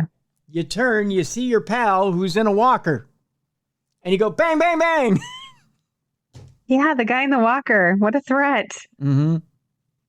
Terrifying. Yeah. A Florida man's behind bars because he accidentally shot his friend while they were standing watch outside a home because he felt threatened by someone else, deputies say. The Escambia County Sheriff's Office responded Tuesday to a home in the 10,000 block of North Loop Road in Pensacola for a shooting. When they arrived, they found a 44-year-old man suffering from a gunshot wound. Paramedics pronounced him dead and an investigation ensued. Detectives determined that the victim and his buddy, 41-year-old David Lee Allen Cucker, thought someone may be trying to harm them, so the pair stood watch outside Cucker's sister's house. At some point, Cucker got into the back seat of a car where he fell asleep. The friend saw Cucker had fallen asleep, so with the help of a walker, he approached the car, according to deputies. He was not armed, police said. Cucker awakened and saw a figure standing outside the window of the car. At this time, he fired one shot through the car window, killing his 44-year-old acquaintance. That's crazy. That guy should not have a gun. Right. Cops arrested Cucker for manslaughter. Information such as why the two men felt threatened and the victim's name were not released. A probable cause arrest affidavit was not available as of Thursday. This action is deemed by the Escambia County Sheriff's Office to be grossly negligent, and he is being charged accordingly, Sheriff Chip Simmons said in a statement. Deputies took Cucker to the Escambia County Jail, where he is being held on $100,000 bond. He has a court date scheduled for October 25th. It's unclear if Cucker has a lawyer. If convicted, Cucker can be faced up to 15 years in prison and a $10,000 fine. I want to show you the picture of the confused shooter. Well, he looks a bit confused. Yeah, he looks like he's confused at life. So, yeah, it just looks like life has him by the brain there. He looks exhausted. Probably. I mean, he's probably been Can barely keep his eyes open. Probably been up all night wondering who he shot. I'm just saying. Life is hard for him, Jess. I think life is generally hard. Life is hard. Yeah. Extra hard for him. Yeah. We've got drug news. This man was stupid enough to try to kill almost 3.5 million people in Long Island. Wow. What an idiot. You know, we had a story, or not a story, but a topic quite a few weeks ago on True Crime Tuesday, talking about how actually it was about the godfather of fentanyl, the guy who first invented fentanyl or first started trafficking fentanyl, not inventing it, but trafficking it in the United States. And the guy who first started trafficking it talked about how dangerous it was to make it and how just making it can kill you, right? Like breathing in the fumes or just touching it. Oh. Just touching it through your skin can kill you. But yeah, even breathing in the fumes, the raw fentanyl, making it, manufacturing it can kill you. And how the first time he tried the process of making it, he nearly killed himself. It was that dangerous. Yeah, too bad he didn't. But the I mean, not that I want him to die, but if his legacy is creating fentanyl and ultimately killing people with it. Well, he also came up with what's interesting is he also came up with a quicker, easier way to make it that's not so dangerous. That was his legacy. Yeah. So, yeah, right. Well, a Long Island man has had enough fentanyl in his home to kill 3.5 million people, according to the DA there. Think about that. 3.5 million people. And it doesn't take that much.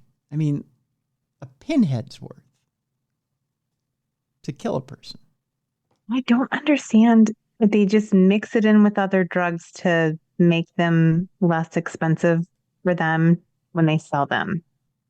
It doesn't. They're killing people. Yeah, it doesn't take that much. It literally doesn't take that much. A 43-year-old Long Island man has been indicted on drug trafficking and other charges after law enforcement seized cocaine, 33 pounds of narcotics, and enough fentanyl to kill 3.5 million people from his Bellaport home, according to the Suffolk County District Attorney's Office. The suspect, I believe it's Ramon Gibson, was arraigned Wednesday on the charges, which also include criminal possession of a controlled substance and endangering the welfare of a child. So he was doing all this around a kid. He was ordered held on $200,000 cash or $800,000 bond. He faces 15 years to up to life in prison if convicted of the top count in the indictment, operating as a major drug trafficker. According to investigators, they executed a search warrant for the Sunburst Lane home on September 25th. Investigators allege a large amount of fentanyl was found on a nightstand in the men's bedroom, which is next to a room occupied by his 2 young children. Wow. Yeah. Cocaine also allegedly was discovered hidden in a trap behind a backyard shed. So he put the coke in the backyard. He kept the fentanyl right next to the kids' room. Not the other way around. I was going to say the other way around would have made more sense. I don't think a lot of what he does in life probably makes much sense. No. Authorities also allegedly seized around $80,000 in cash, a drug ledger, and kilo presses, including one with plates used for bricks of fentanyl and cocaine stamped COVID-19, probably so the authorities would stay away from it. Not too brilliant. No. The amount of deadly narcotics seized in this operation is staggering. There was enough fentanyl here to kill every man, woman, and child in Long Island, Suffolk County District Attorney Raymond Tierney said in a statement. This case underscores our unwavering commitment to dismantling drug operations that threaten our communities. Gibson's attorney, George Duncan, said in a statement that his client maintains his innocence, I don't know how, and is looking forward to fighting the charges. We're looking forward to discovery, and we're looking forward to evaluating the district attorney's claims and the strength of their case, read Duncan's statement. They'll get to test all that November 8th. He's just like covered in powder and holding vials of fentanyl, and I'm innocent. Yeah, right. You find that much fentanyl in a house. Well, no, it's my buddy's. Yeah. He brought it over for the big I game. got there. Yeah, I had to keep it somewhere. I just let him hold on to it for a bit. Yikes. All right, Jess, I have to ask you this. You've got kids at home. They're all eager to want to try to drive. Yes. At what age do you say, you know what? Maybe I take them out and let them sit behind the wheel for a bit. We take them to an empty parking lot somewhere or a field somewhere. Maybe I let them get their first little touch behind the wheel and a little driving experience. There's no cops for miles. Maybe I let them try to drive for a second. What age do you do that at? When they're 15 and they have a permit.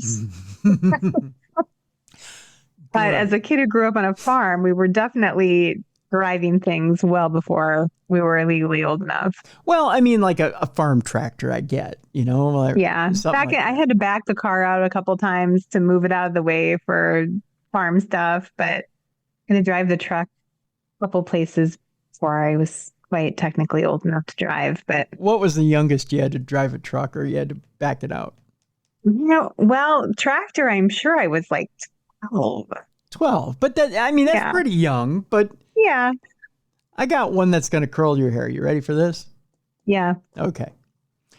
An intoxicated father was trying to teach his 9-year-old son how to drive because somebody's got to drive daddy home from the bar. Can't even you can't see over the steering wheel or reach the pedals. Well, maybe he's a big 9-year-old. Dad of the year. Yeah. There's phone books and blocks to put on your feet, That's true. And in the process, someone was run over by a vehicle. Uh-oh. Let me get to the story and I'll explain.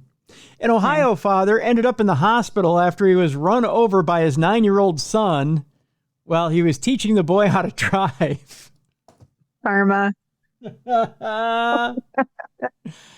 gotta love it. Oh. It happened around 1 p.m. on a Sunday, this last Sunday, at a home in the 100 block of Carbon Street in Toledo. Local ABC affiliate WTVG obtained surveillance video of the incident from a home across the street. It shows 36-year-old Clewan Williams inside the open door jamb on the driver's side. Williams reportedly told the boy to hit the brake, but the boy didn't know which pedal it was. Of course not. He's 9 years old. How is he going to know which one is which? Oh, he's just a kid. Plus, you're yelling at him, and it clouds his brain. And he's going to go, which one? And he's going to hit whichever one he hits first. That's right. This is really a well-earned consequence. That's right.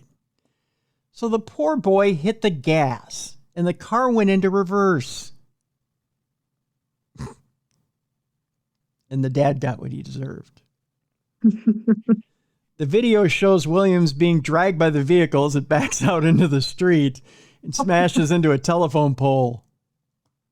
I hope he didn't die or anything, and then I'll really feel bad for laughing. Williams gets sucked under the car and run over. Paramedics rushed him to the hospital at that point. Cops have not released his condition. He was intoxicated during the incident, of course, so he's probably just fine. Oh, yeah. The boy was I'll bounce right back. Yeah, the boy was not hurt, thank God. Another child in the back seat was uninjured, so yeah, because he was a responsible parent. You can't have the other kid inside watching cartoons. You got to teach the other kid in the backseat how to drive as well, because that's right. What happens when the 9-year-old can't drive? You got to have the 5-year-old ready. Got to have a backup driver. It's crazy. Police arrested Williams for wrongfully entrusting a person without a license and child endangerment, according to records. He has a court date scheduled for October 16th. We'll see if he makes that, based on medical condition. Yeah, hopefully he's out of the hospital by then. Yeah. Toledo police officer Prince Flores told WTVG it is heartbreaking to see because as a parent, when you see that happen, you think about how you could prevent it. As a parent, your job is to make sure your kids are safe and to make sound decisions. You want to make sure that you're putting them in the best possible position to be okay.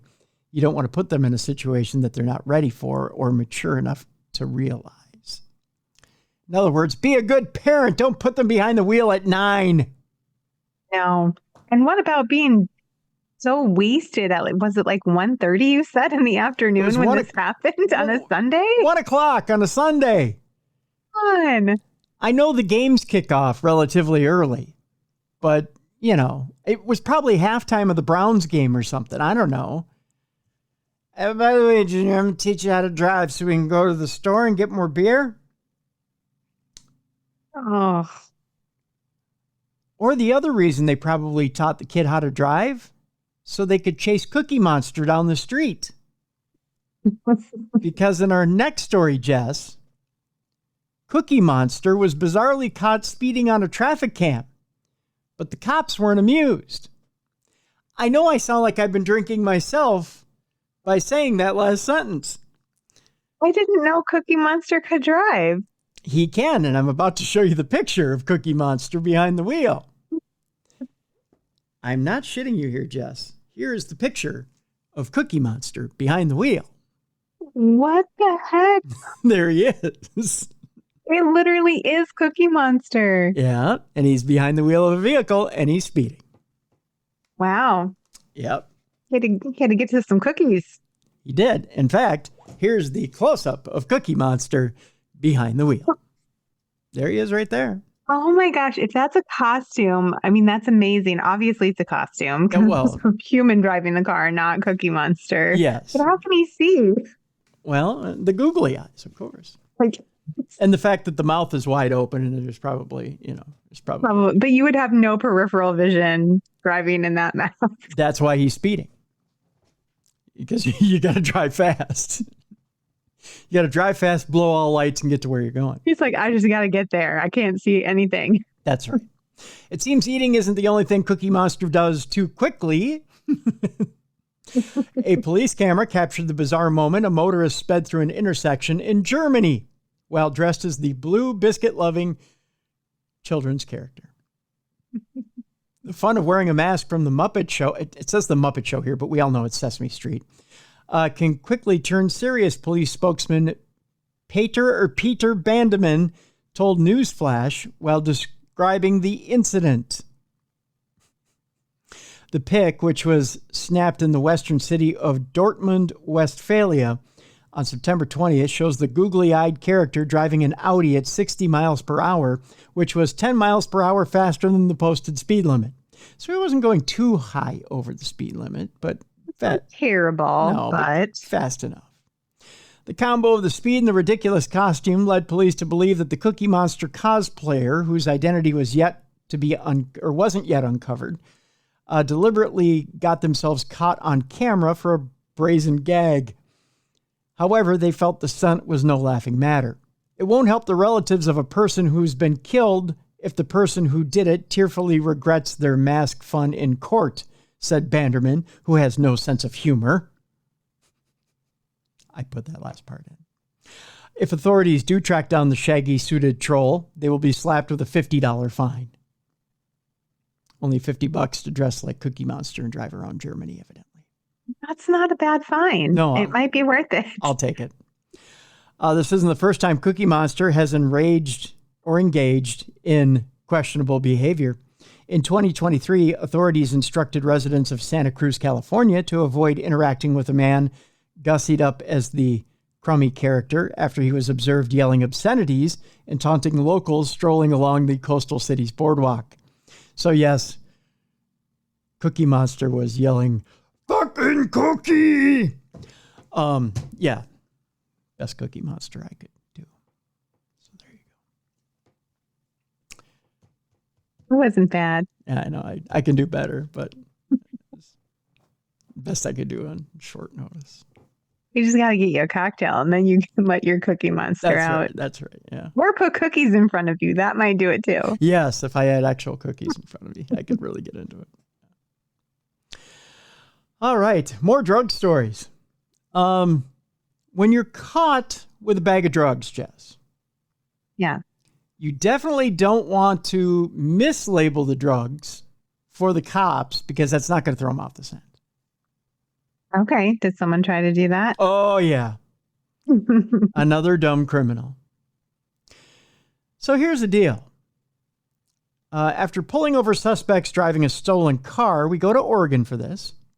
Oregon police found a large drug stash inside a bag that had on it the words, "Definitely not a bag full of drugs."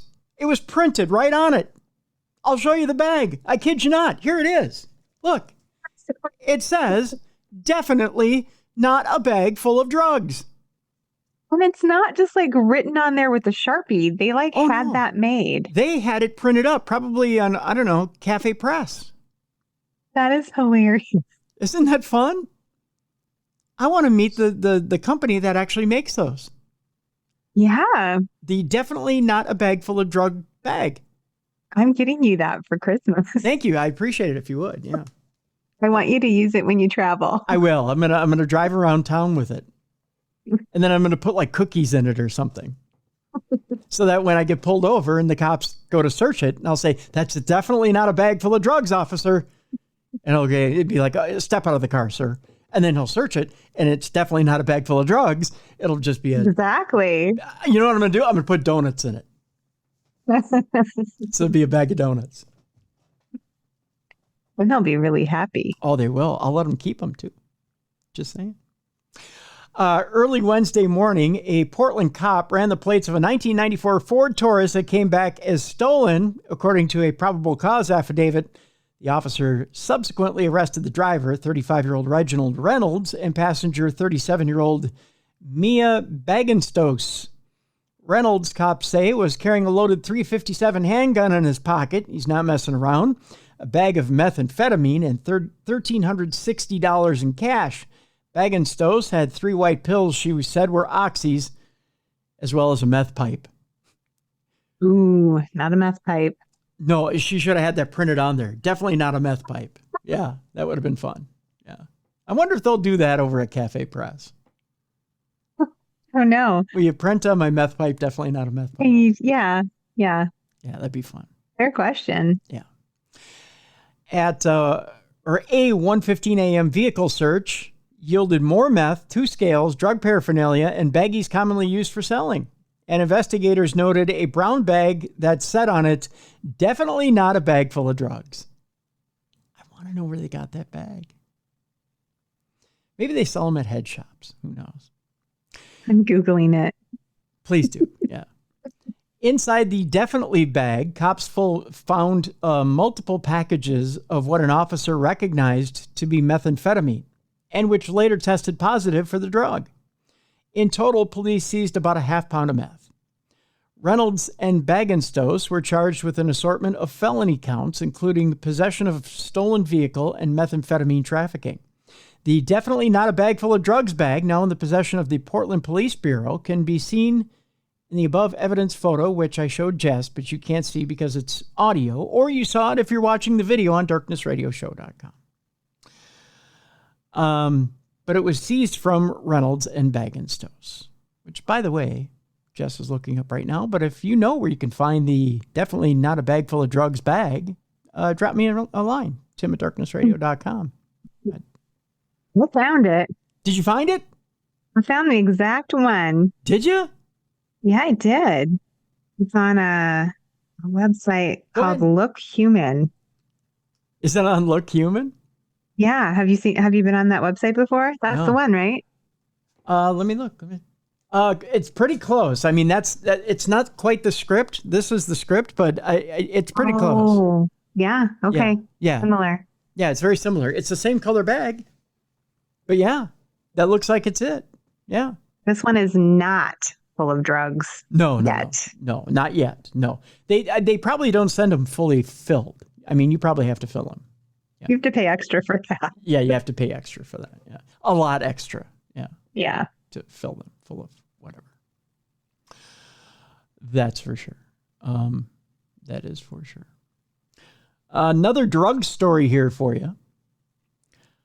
A 22-year-old woman in a pizza rage bust over a cold and uncut Domino's pizza pie. You may ask, how is this? Oh, wait, no, this isn't a drug story. I'm sorry. We're going on to food stories. You know what? Before we go on to food stories, Tom has an issue, I think, directly with me. He sent me, this is not a crime by any means, but the cops were called on this deal. So, and I think this is an audio daily double. So we need to get our audio up here, so to speak. And then I'll be able to tell you exactly what the deal is with this deal. So we'll get our audio going here. Give me just a second. And I'll be able to tell you exactly what the situation is with this. So here's the deal. Tom, I think, heard about feeding the chipmunks. I think maybe Tom has heard a little too much about me feeding my chipmunks.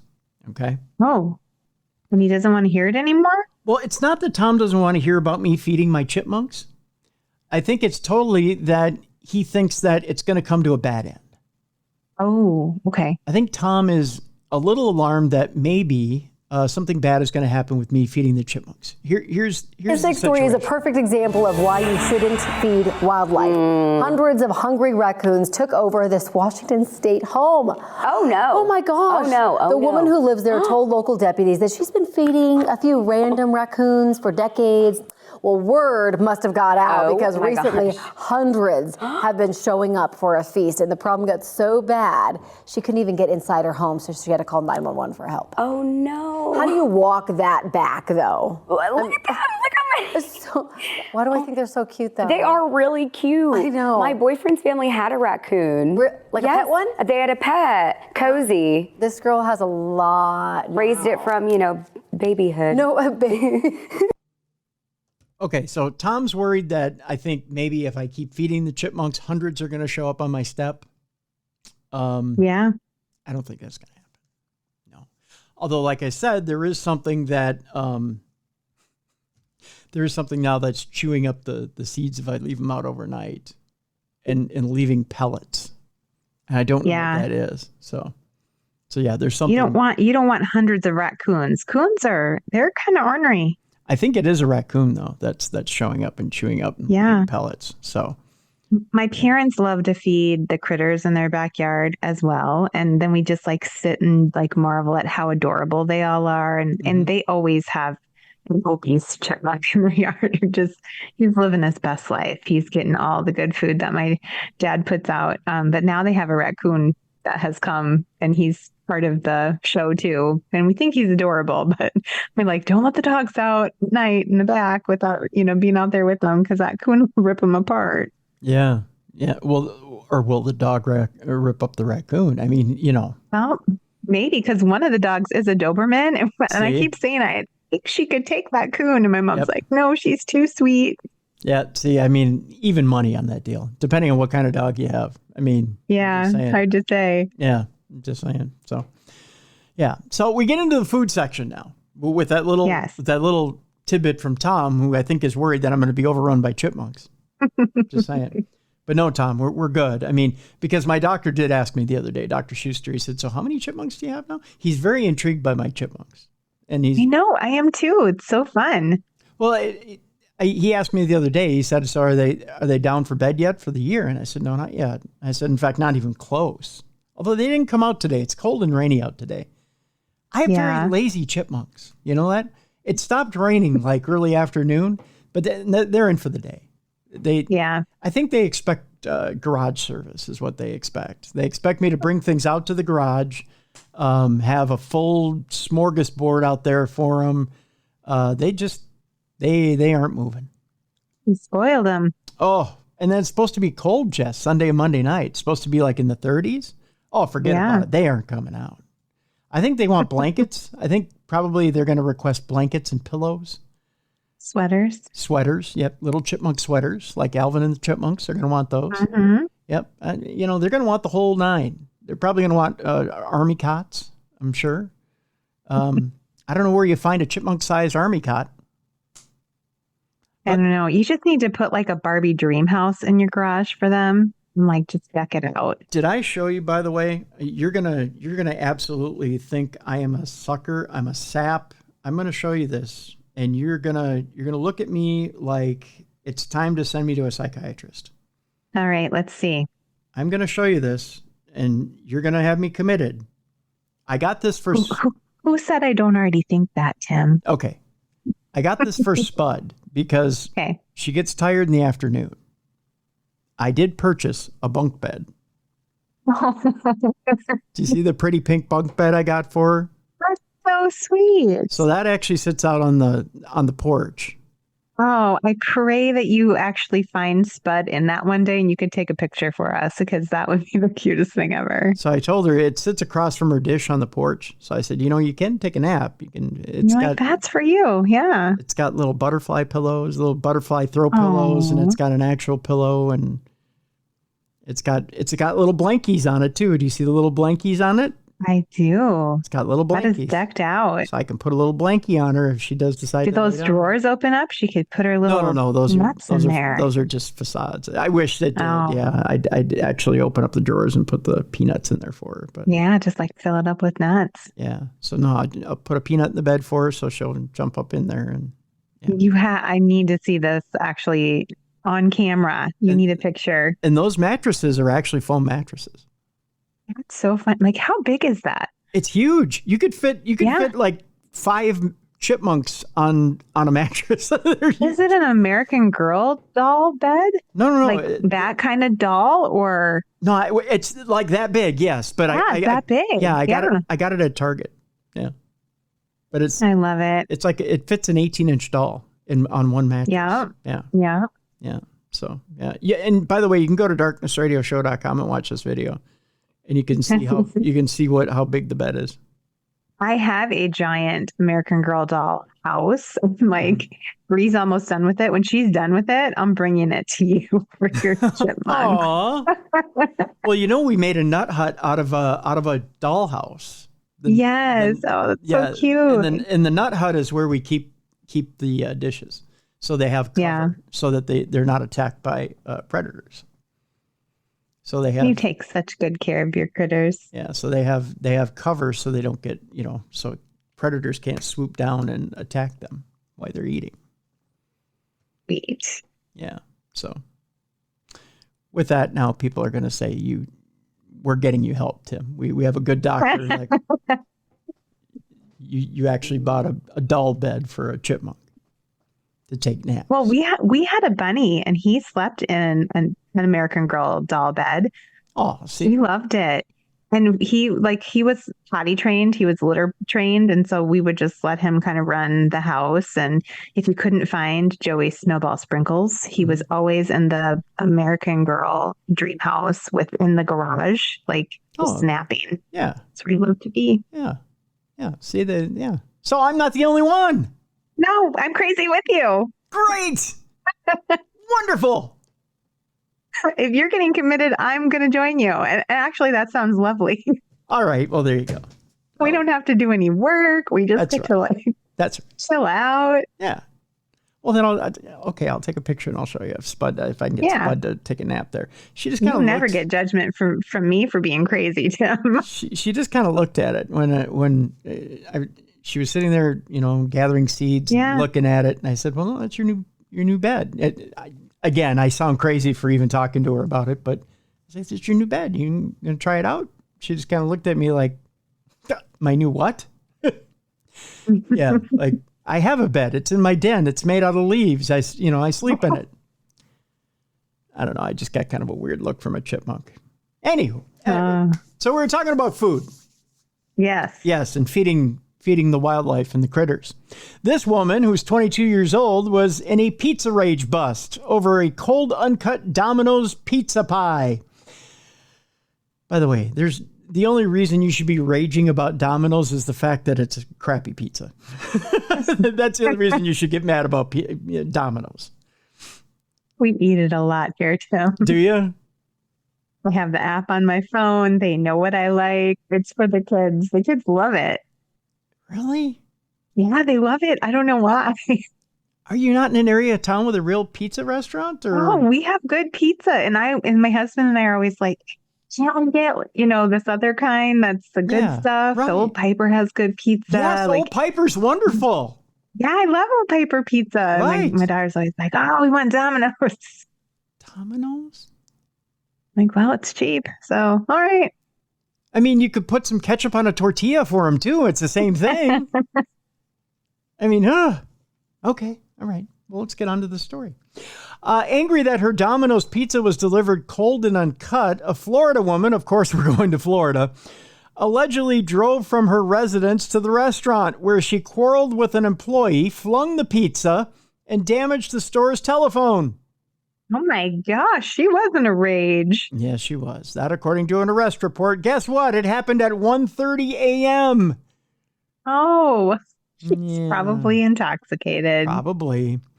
Police early Saturday arrested 22-year-old Ricky Hawley for criminal mischief, a misdemeanor, following the alleged pizza rage incident. After spending the night in jail, Ms. Hawley was released from custody on her own recognizance. A judge ordered the St. Petersburg residents to stay away from the Domino's outlet, which is 1.4 miles away from her home. So there will be no pickup. She won't be getting her own tip for going to pick up her Domino's pizza. No. The arrest report does not indicate what, if any, pizza toppings Holly requested or if any stuffed cheesy bread was part of her order. By the way, this is a picture of Miss Holly. She's a good-looking lady right there. Yeah, she's beautiful. She's so pretty that looks like an AI. It does, doesn't it? Yeah, she's kind of perfect looking. She could probably have a guy pick it up for her. Yeah. And then she could beat the hell out of him for not getting the right toppings. Just saying. It's cold. Yeah, it's cold. Why didn't you put it in a warmer bag for me? But there you go. So that's that story. Speaking of somebody who could get beat for not keeping something warm, I kid. This is a very, very. By the way, we're going to get into the not safe for work part of the. This story is a little gruesome. So this is going to be one of those not safe for work stories. Put the kids in the closet. Put the coworkers in the closet. This story is gruesome, folks. We're going to start it in 5, 4, 3, 2, 1. You can either put them in a closet or put them in a kettle because this story has to do with a daughter dismembering her mother's body and casting spells and cooking body parts. Wow, that's a whole lot of crazy in one sentence. That is, isn't it? Happy Halloween! What's with these girls killing their moms? I don't know. We go to Mount Olivet, Kentucky, where a woman is accused of dismembering her mother's body after multiple body parts were found in and around her home on Wednesday afternoon. They talk about old-fashioned home cooking, Jess, but who knew it had to do with your mother? Yeah, you're not supposed to be cooking your mom. You're supposed to be cooking your mom's recipes. Right. That's where she got that part of it wrong. Kentucky State Police said that troopers were called into a home in Mount Olivet just before 12:30 p.m. Wednesday after dispatchers received a call regarding a dead body. A man who had arrived at work on Trudy Fields' property said Trudy Fields did not answer the door when he knocked. I wouldn't either, especially if my mom were scattered all over the place. You don't want to let somebody in when mom's in disarray. No, your house is a special kind of mess. That's right. When he walked around to the back of the home to find her, he told dispatchers he found a pile of hair that appeared to belong to her, along with a blood-stained mattress and drag marks in the grass. Ew, a pile of hair? That's disgusting. Yeah. Oh. Mom can't come to the door. She's scattered all over the backyard. Ew. The man told dispatchers he followed the drag marks to the backyard where he found what he believed to be Fields' dismembered body lying in the grass. Man. Yikes. When troopers arrived, they found Fields' dismembered body lying in the grass near a blood-stained mattress. They also found a blood-stained stick and another mattress in the back porch. The man told state troopers that he had last seen Fields one day earlier when she accompanied him to their property gate. He said Fields and her daughters, 32-year-old Tori Lena Fields, were the only people at the home. The man also said that Tori Lena was casting spells on them and being confrontational. That according to a police report obtained by WCPO 9 TV. The Kentucky State Police Special Response Team was called to the scene and a search warrant was obtained for the home. When they entered, KSP said Tori Lena refused to exit and had to be removed from the home following multiple uses of tear gas around 11 p.m. on Wednesday. Something tells me tear gas doesn't go with the bubbling cauldron in the home, Jess. I don't know. I just have this vision of her when they come to the door and she's all like, buddy, bobbity, boo. And they're like, have some of this. Boom. Quite the battle I'm seeing in my mind. Right. Like something out of Cops and Wicked, like mixed together. It's like a really weird combination. Wicked is filmed on location. I don't know. I feel like we should write that. We should write that musical. Yeah. Bad witch, what you gonna do? Yeah.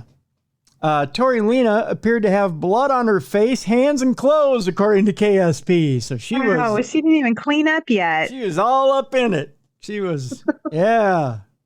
She was just, smeared all over. Wow. Full on frontal. Troopers searched the home and found multiple body parts cooked inside a stainless steel pot inside the oven. Oh, that is so disgusting. She wasn't serving mom for dinner. She was serving mom for dinner. One of the mattresses near Fields' body also had multiple body parts and organs on it. Oh, I have a disgusting picture to show you as well. Are you serious? You have a picture of this? Oh, no, I have her booking photo.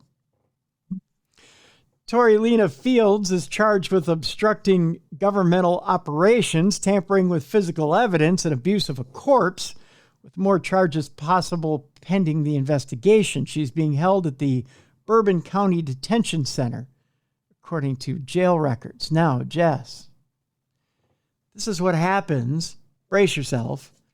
When they try to scrub you with the hose, but you've had too much blood on your face. Oh, wow. She is a permanent hue of orange. She looked stained. Yeah. And her hair looks stained. Yeah. Oh, and her... Wow, that's wild. She was bathing in her mother's blood. Isn't that disgusting? Oh, I'm bothered. Again, you can see the video on darknessradioshow.com. Icky. Yeah. Yeah. Tell you what, for those of you who don't see the video and want to just see the picture, we'll post the article in the description of this podcast so you can take a look for yourself. Yikes. What goes on in, like, how do you snap to that point? That not only do you kill your mom, you dismember your mom, and that's bad enough, but then you like have her organs out and you're cooking her. And what in what stage of insanity does that make sense to your brain? One toke over the line, sweet Jesus. That's all I know. Ugh. Yeah. Scary. Well, you know, one thing she was going to need after all that cooking is a scented candle. And with that, a New Jersey man faces charges for calling 911 after someone lit one inside their house. What a segue, Tim. You're such a pro. I didn't go to broadcasting school for nothing, Jess. I feel like I'm on a yo-yo right now. I know, right? 34-year-old Alfredo Gonzalez of New Jersey is facing charges for misuse of a 911 emergency line by the Gutenberg Police Department after he called to complain that someone lit an indoor scented candle in his vicinity. He wouldn't be if he was in Kentucky. That's for sure. He'd be like, light more, please. That's right. Got a few more of those? This place smells like burnt liver.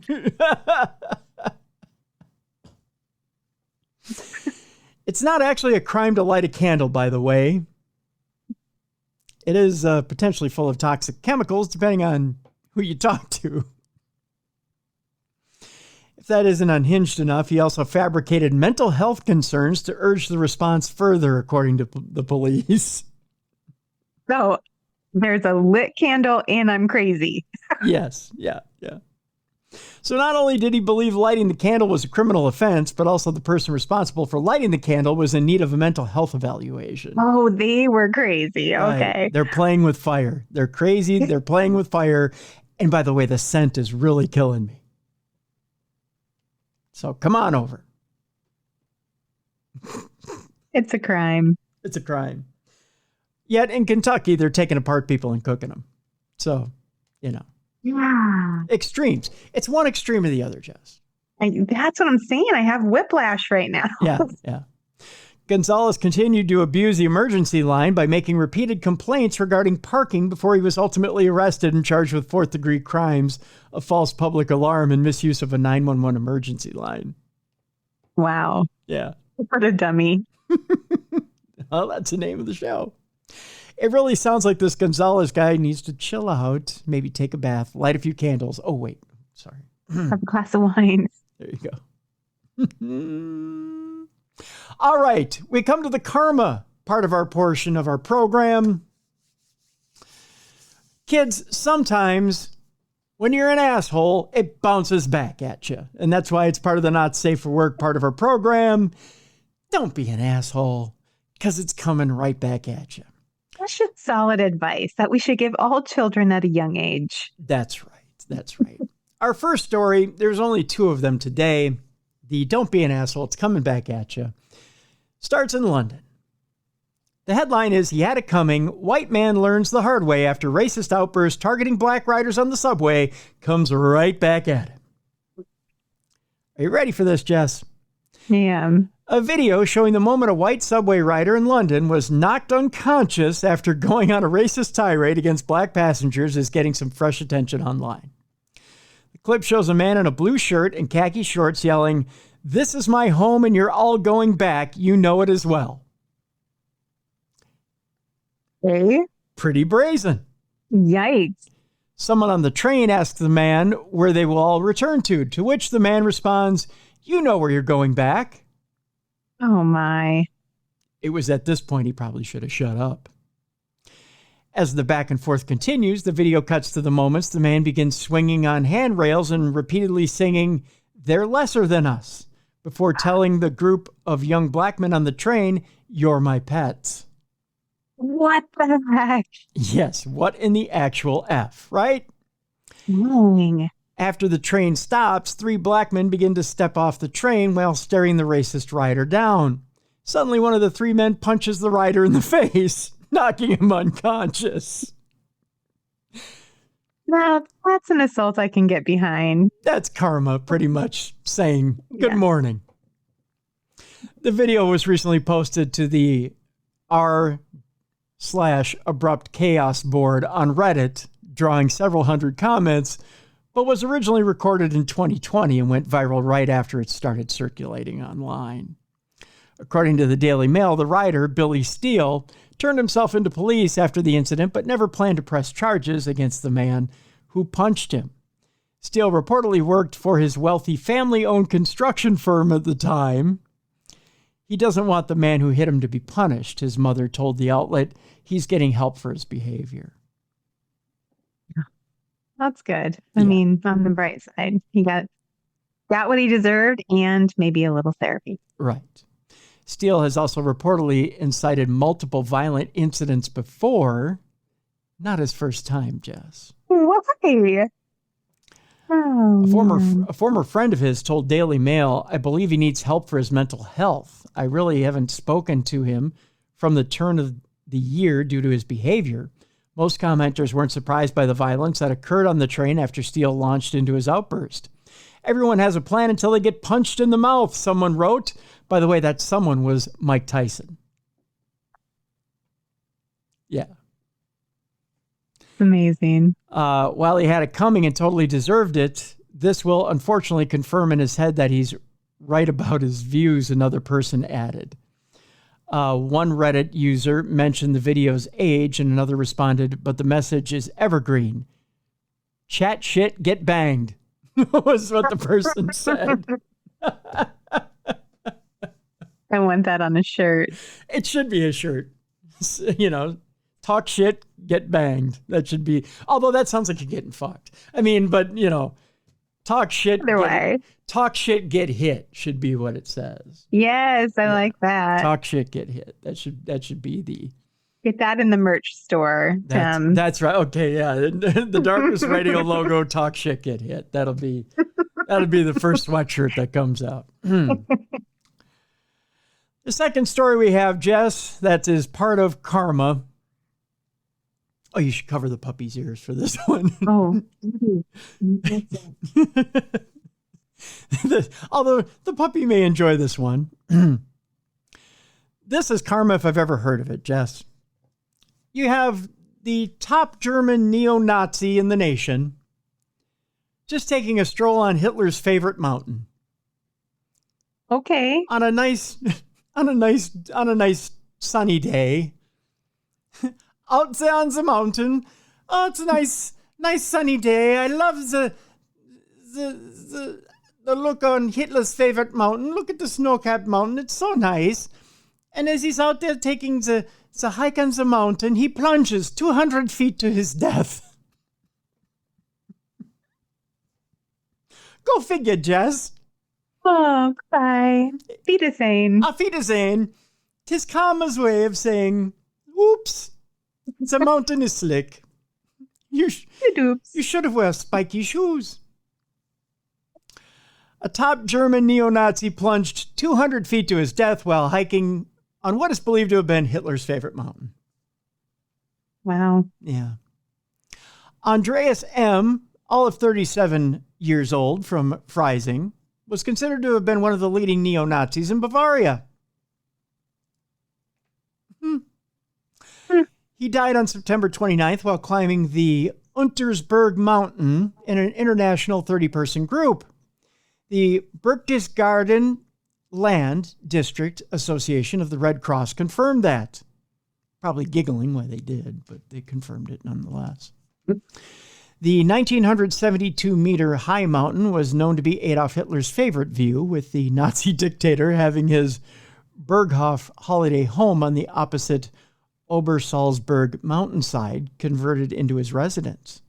But when the hiking group went to descend from the peak named Storrs House, Andreas M. slipped on a wet route and stumbled 200 feet through partly vertical rocky terrain down to the Donges Marterl, where he lay fatally injured on the path. That sounds like a terrible way to go. Or is it? Karma's a bitch. It was Hitler's favorite mountain. I mean, maybe he laid there and went, "Oh, mein Führer, I come to join you." Two companions and two other hikers on the way up, a trainee doctor and a policewoman, immediately made an emergency call and attempted to rescue the 37-year-old by resuscitating him. Slowly, I might add. The crew of the rescue helicopter, Christoph 14, which had been alerted at the same time as the mountain rescue services in Bad Reichenhall and Teisendorf-Anger, lowered an emergency doctor to the patient using the rescue hoist after just a few minutes, but the doctor could only confirm the death of the young man. The helicopter then flew 3 mountain rescuers and 2 police mountain guides to the scene of the accident and flew the doctor back to the valley. Boy, this is a lot of effort. A lot of effort, Jess, to help out a neo-Nazi. It is. They really want to save him. I'm guessing, well, they say, all that's dead in Germany, but you could fool me by the amount of effort they put into this guy. Yeah. Just saying. I mean, I suppose you got to save everyone. Yeah, true. You got to give that effort. 2 accompanying climbers were also brought back to the valley by a rescue helicopter, and the crisis intervention team took care of the distressed group. Andreas was one of the top figures in the Bavarian Regional Association of the right-wing extremist party, the Third Way. He was treasurer and assessor of the Regional Association and the small neo-Nazi party.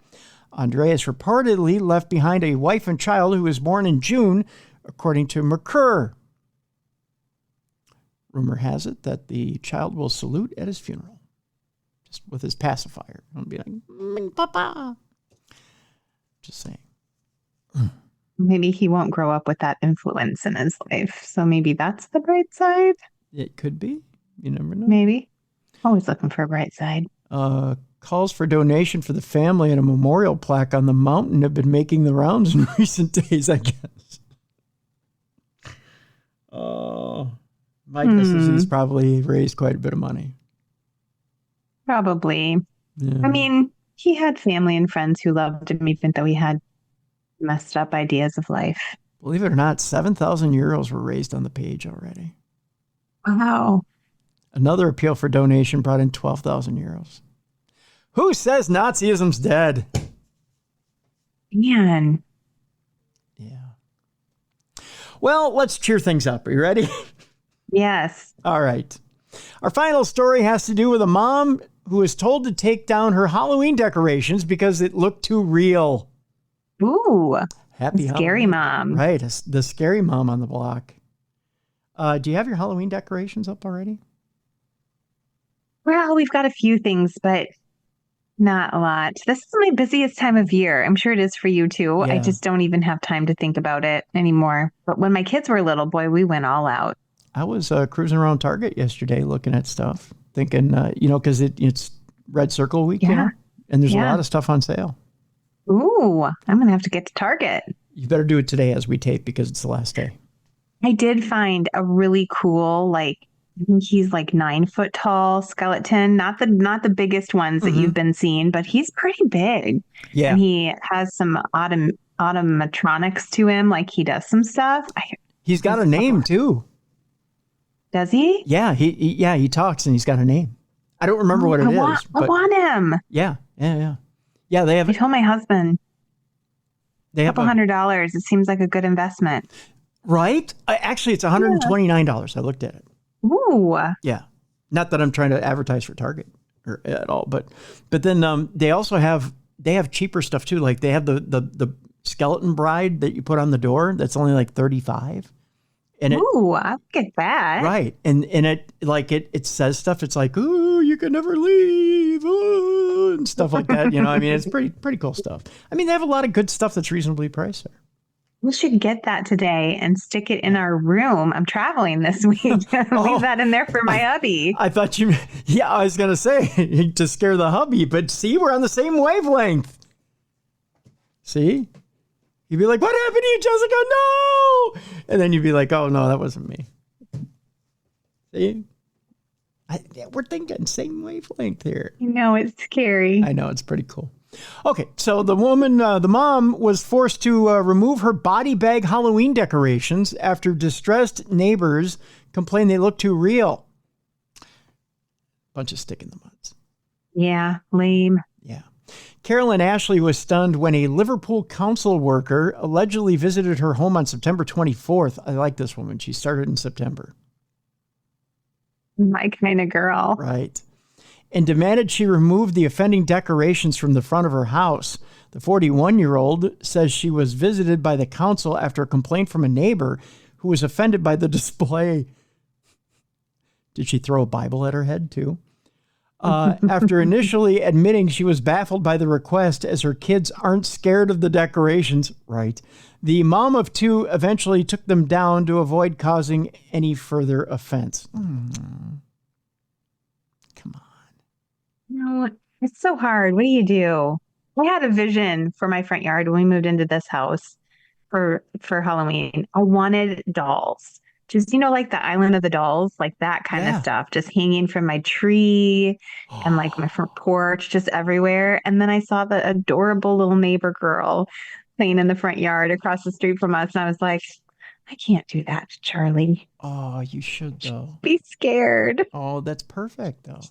I think it would be amazing with a bunch of dolls hanging in various stages of. But you know what that means? No one teepees or eggs you on Halloween because they'd be like, that woman is freaky. She's crazy. If she'll do that to dolls, what's she going to do to me? See? That's right, kids. Right. Carolyn said the council worker returned the following day to check the decorations had been taken down and requested that they be moved onto her property. It's the quickest the council has come up for anything, she said. I put them up. And then he was around the following day. Carolyn said her dilemma, or shared her dilemma to a local Facebook group asking members, are the body bags too much? But while most people praised her spooky display, others conceded that some may find it upsetting. Come on, body bags. Please. Carolyn. I think it's clever. It is clever. Carolyn from Liverpool, Merseyside, said, I've always loved Halloween. I've been decorating my house for 6 years. I started getting a few bits and it just got bigger. A neighbor was really upset, obviously triggering something. I don't want to offend anyone. That wasn't the intention. It's just a Halloween decoration. So they're in my garage. It's the quickest the council has come out for anything. I put them up and then he was around the following day. So obviously it was more than just a neighbor. It was somebody who was offended. She added, I took the stuff from the tree down and left the other stuff in the grass. And then the following day they came around to check to make sure that I'd taken it. I said, listen, I've got to go and pick the kids up from school. If you need it taken down, you have to do it yourself. He just took it all out and put it on my porch, which is fair enough. Oh, there you go. Well, that neighbor sounds kind of lame. Yeah, completely. So, Liverpool City Council confirmed that a complaint was received and that was acted upon. So they claim it wasn't anything that they did themselves. So, and by the way, this mom looks pretty young and hip. Oh, she does. Yeah, she looks cool. Yeah. So, and really, it's fake. And this is a good opportunity for people to teach their kids, the difference between what's real and what's not. Yeah. Decorations in our yard are just for fun. That's right. Yeah. It's just fun stuff. That's all it is. So, and it's no different than Christmas decorations or anything like that. I mean, yeah, somebody might be offended by your Christmas decorations. You're going to have to take those down. That's right. So, I mean, there's other religions besides Christian in the world. Really, Tim? Yeah, you'd be surprised. That's what I keep telling my pharmacist, who's Muslim. I know. Go figure. There's all kinds of different stuff in the world. Live and let live. Yeah.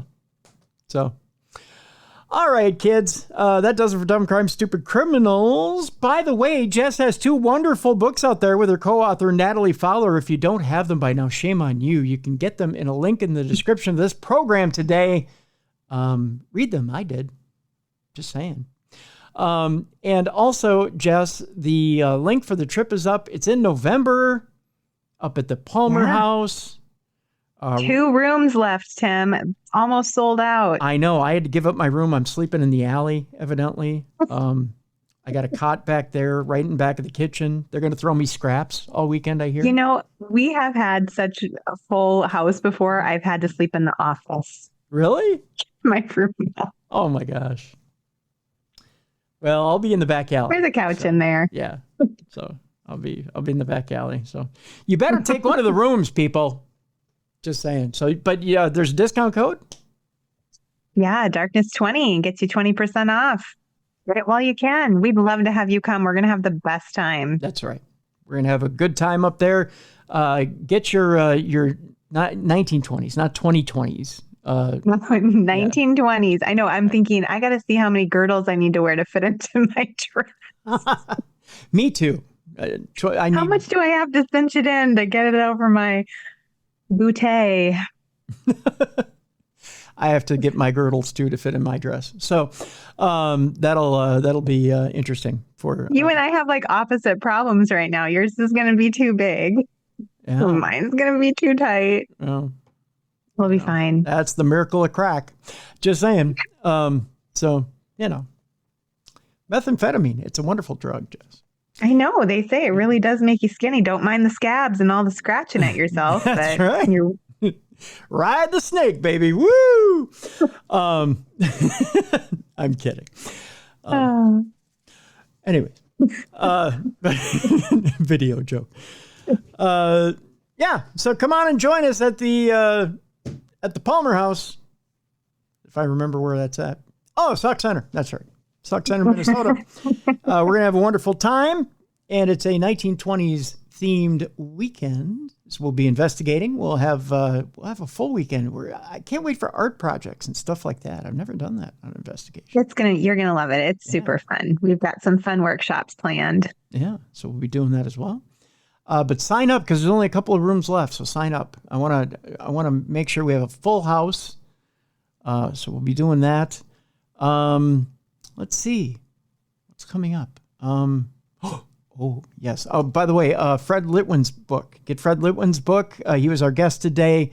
Fred Litwin's book. I'm just remembering random things here. I'm doing the random checklist thing here today, Jeff. I can see your brain. It's like a scroll's coming through your eyes. I know. I'm thinking of all the stuff. I'm melting down here. I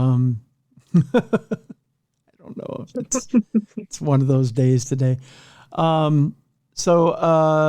Yes, our guest, Fred Litwin, the link in the description of this program to his book is there about Jim Garrison and his prosecution of the JFK case. But the link is in the description for that. Let's see here. What else was I going to mention here, Jess? Oh, I can't tell you who's on Thursday. Can I? Are you going to tease it a little bit? Should I? Yeah, that's always fun. Okay. Let's see here. On Thursday's program. Oh, Jess, I kind of teased it last week, but I gave everybody an assignment to watch a certain program on the Discovery Channel. Has to do with monsters. Ooh, scary kids monsters, right? In fact, it has to do with monster files. Ooh, okay. There may be a couple of people from that program on the show on Thursday. That sounds exciting. Yeah. So go watch that program on Discovery. I believe, I'm not sure if it's on Discovery Plus, the replay of the program, or Max, but check out either service and see if they are replaying that program there. So if not, catch it live. I believe it's Wednesday. Is it Wednesday night? I have to check to make sure. But Lost Monster Files. So love it. That's going to be fun. Yeah. So there you go. That's Thursday on the big program. I feel like that was more than a tease, Tim. Okay, maybe a little. You can't really tease that one. I mean, that's kind of a big one. I didn't tell you who. Oh, that's true. Yeah. I mean, I didn't tell you who. Some days I fail miserably at this thing. Just saying. Oh, and you're always just wonderful no matter what. Well, thanks. Appreciate it. So that'll do it for today. tomorrow, Supernatural News. We get Supernatural News, so there you go. But thank you so much for listening, folks. We appreciate it. If you like what you hear, give us a kind review.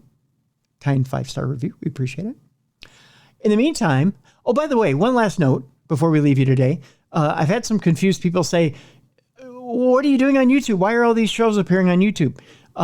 Well, there's some audio shows that are showing up on YouTube because we're adding to the podcast channel on YouTube. So Darkness Radio has a podcast channel on YouTube now. So we're appearing on the podcast channel. So if you start to see audio podcasts as well as the video podcast on YouTube, it's okay. Because I had a few people say, well, shouldn't this podcast be dated this on?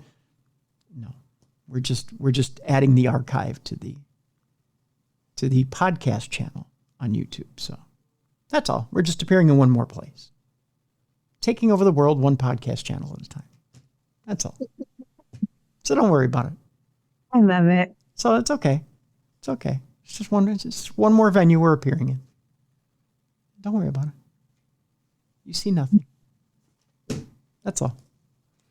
So if you go to YouTube for most of your stuff, you can see not only the audio, but you can get not only the video, but you can get the audio there too.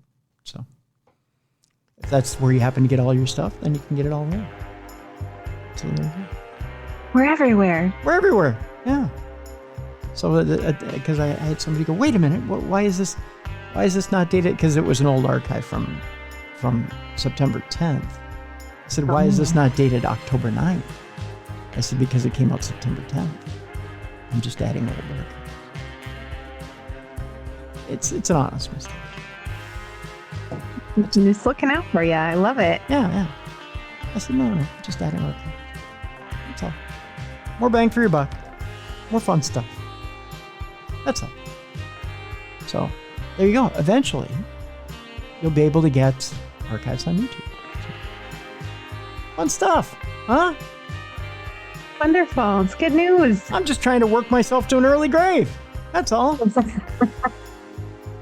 We never sleep, do we, Tim? No. What sleep? Who needs sleep? All right, so we're out of here. See you tomorrow. Supernatural News right here on Darkness Radio. Thank you for tuning in today for True Crime Tuesday.